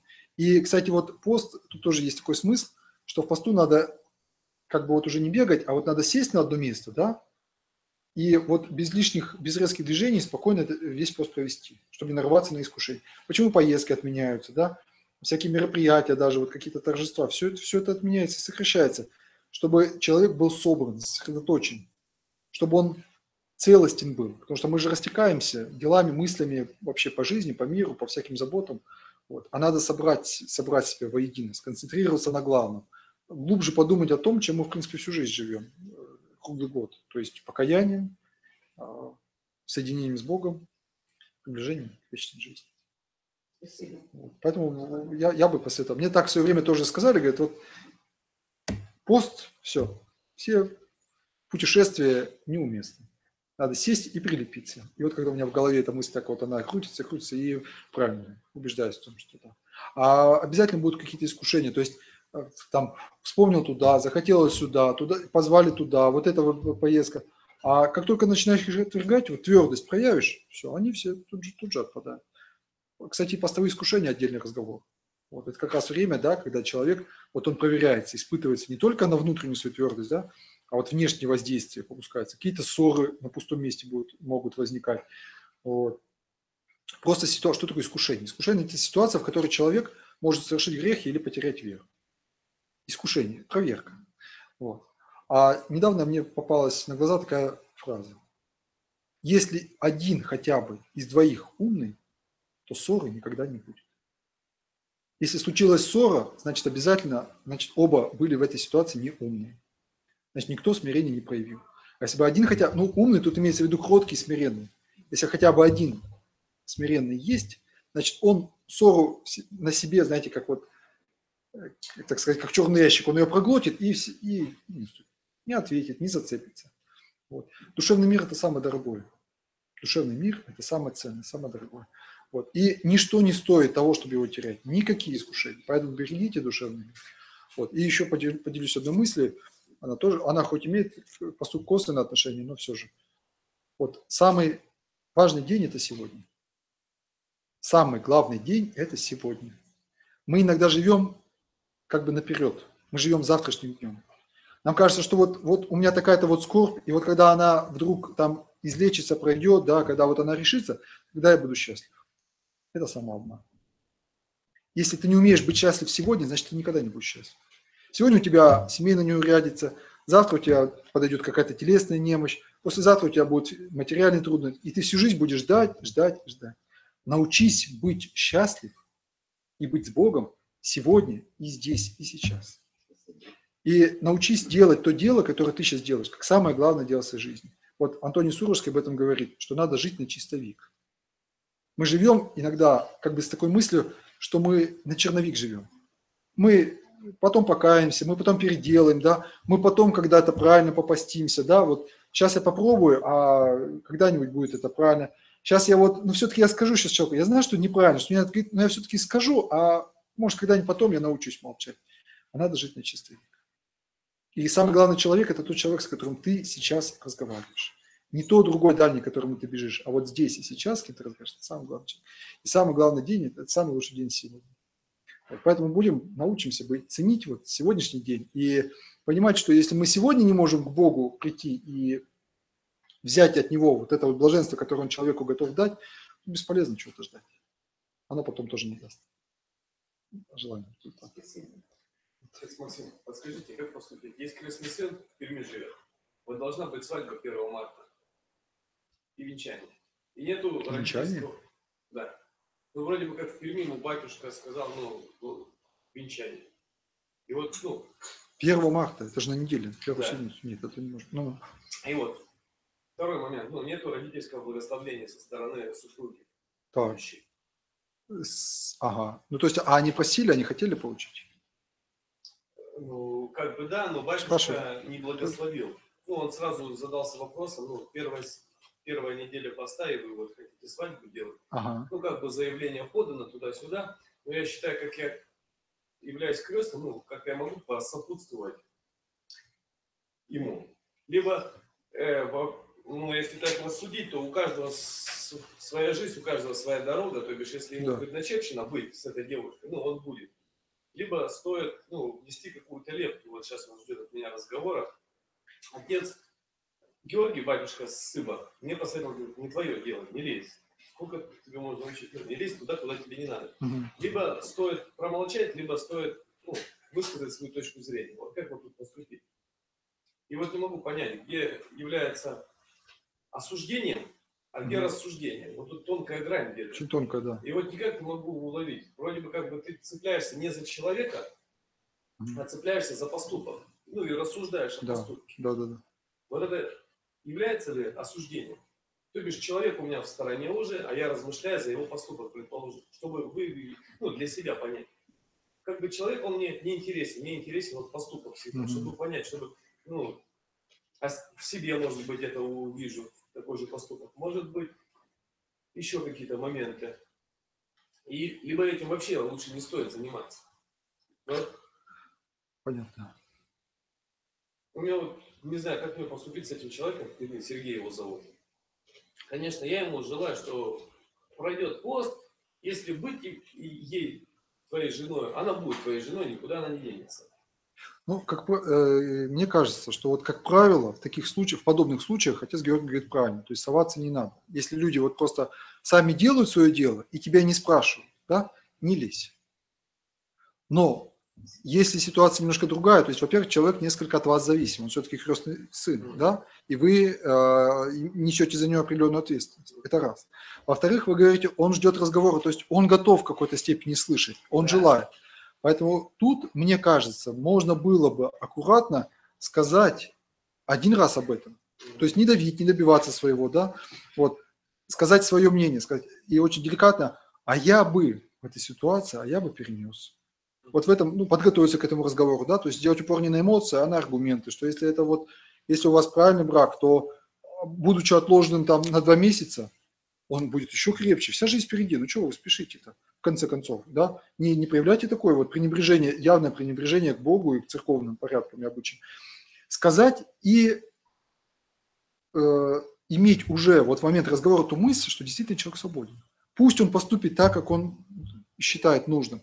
Вы свой долг выполнили, вы как крестный отец ему вот это вот сказали и оставили его в покое. А по поводу личного, допустим, участия, ну вы не спросили, но в таких ситуациях, вот мне кажется, тут вот в данном случае сработал бы больше принцип, не делайтесь участниками в чужих грехах. Вот. То есть люди все-таки делают грех. Они делают свадьбу на первой неделе поста. Я думаю, что там о венчании речь идет, что оно все-таки будет, наверное, потом. То есть батюшка, может, им благословил, а скажет, венчаетесь потом. Вот. Скорее всего так. Но все-таки это грех, и если как бы ну, приезжаешь, там, да, вот участвуешь, ты вроде бы как бы ну, признаешь этим, что это можно. Вот, а особенно первую неделю, но все-таки она очень строгая. Вот. Я бы тут, ну, по крайней мере, как бы показал свое внимание, да, то есть не отрекался от людей, сказал, ну, я рад, что вы зарегистрировали отношения, потому что это все-таки факт есть, да. В момент поздравления уже, конечно, тут не надо говорить о всех этих постовых вещах, это надо заранее сказать, когда уже дело свершилось, что ты тоже сделаешь. Вот. Но личное участие, мне кажется, это было бы как бы, ну, таким, что ли, авансом, да, на то, что ты вроде как бы тоже признаешь. Ты сначала скажешь, ну вот даже крестный, у нас такой воцерковленный, такой вроде человек верующий, тоже приезжал, сидел с нами, и все, какой-то грех. Вот. И вроде бы ты как бы участие. Но тут надо еще все равно подробнее разбирать. И родительское благословение. Оно же, мне как кажется, очень много значит очень много для значит. Дальнейшей жизни, для дальнейшего успеха, ну как-то соединения вообще. Родительское вот это благословение. Тоже надо об этом сказать. Тоже надо сказать. Тем более, если благословения нет, то значит желательно его подождать, добиться. Почему мать не благословляет? А у нее вообще не спросили? Или у нее спросили, и она сознательно отказала по каким-то причинам? Да? Это уже повод серьезно задуматься, почему мать отказывает. Опять же, почему она отказывает? У нее есть веские причины, скажем, о конкретном человеке, почему она не дает такого, да? Или она просто из какого-то самодурства, из какой-то обиды. Это тоже может быть разная ситуация.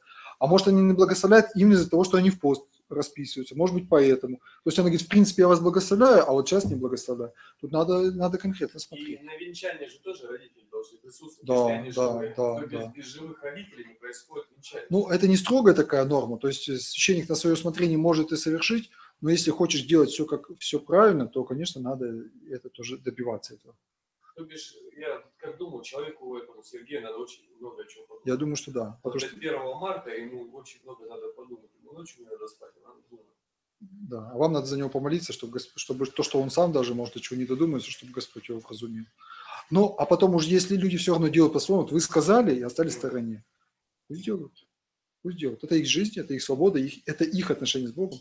Но вот отец Иоанн Христианки, я читал письма, он всем писал, без благословения ни замуж, ни в монастырь, ни в университет нельзя. Без родительского благословения. Отец Максим, вот может я заблуждаюсь, но мне как кажется, каждая ситуация дана для двух человек. Для одного человека она дана по-своему, ну, для него, да, а другому человеку для его каких-то слабостей.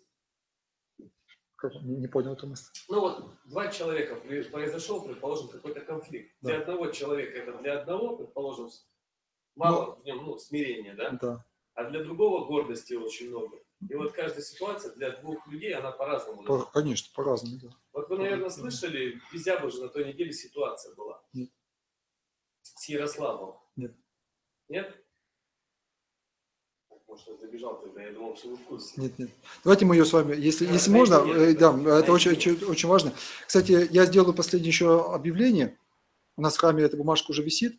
Значит, в сентябре 2016 года в нашем храме умер молодой человек, алтарник. Его звали Алексей Нечаев. Вот у него осталась жена и маленькая дочь 5 лет. Вот, многие его знали, любили, он много сделал для храма. Вот. И 4 марта, то есть вот в ближайшую субботу, будет проходить благотворительная тренировка в память его в Лесном институте. Это мероприятие происходит по благословению его духовника и по благословению владыки. То есть два тренера вызвались провести такой мастер-класс по навыкам самообороны, по рукопашному бою. Кстати, спортом не запрещено заниматься в Великий пост. Вот, мероприятие не веселительное, а именно спортивное. По навыкам самообороны и рукопашному бою, и потом будет предложено всем участникам внести пожертвования, каждому по своим силам, на помощь семье. Вот. В Лесном институте, здесь вот на Ленина, 59, с 12 до 2. Поэтому, пожалуйста, вот членам своих семей, детям, молодежи, скажите, могут быть юноши и девушки от 14 лет. Обязательно спортивная одежда и обувь. То есть это не смотреть за этим, а самим участвовать. То есть люди сами в спортивной форме приходят, смотрят, что эти навыки, отрабатывают их тут же. Вот. Никаких там драк не будет, это будет просто работа в парах, отработка определенных приемов. Вот. Поэтому, пожалуйста, эту информацию возьмите на заметку. Вот в нашем храме на первом этаже объявление висит. В субботу, 4 марта, в 12 часов в Лесном институте. В память Алексея Нечаева.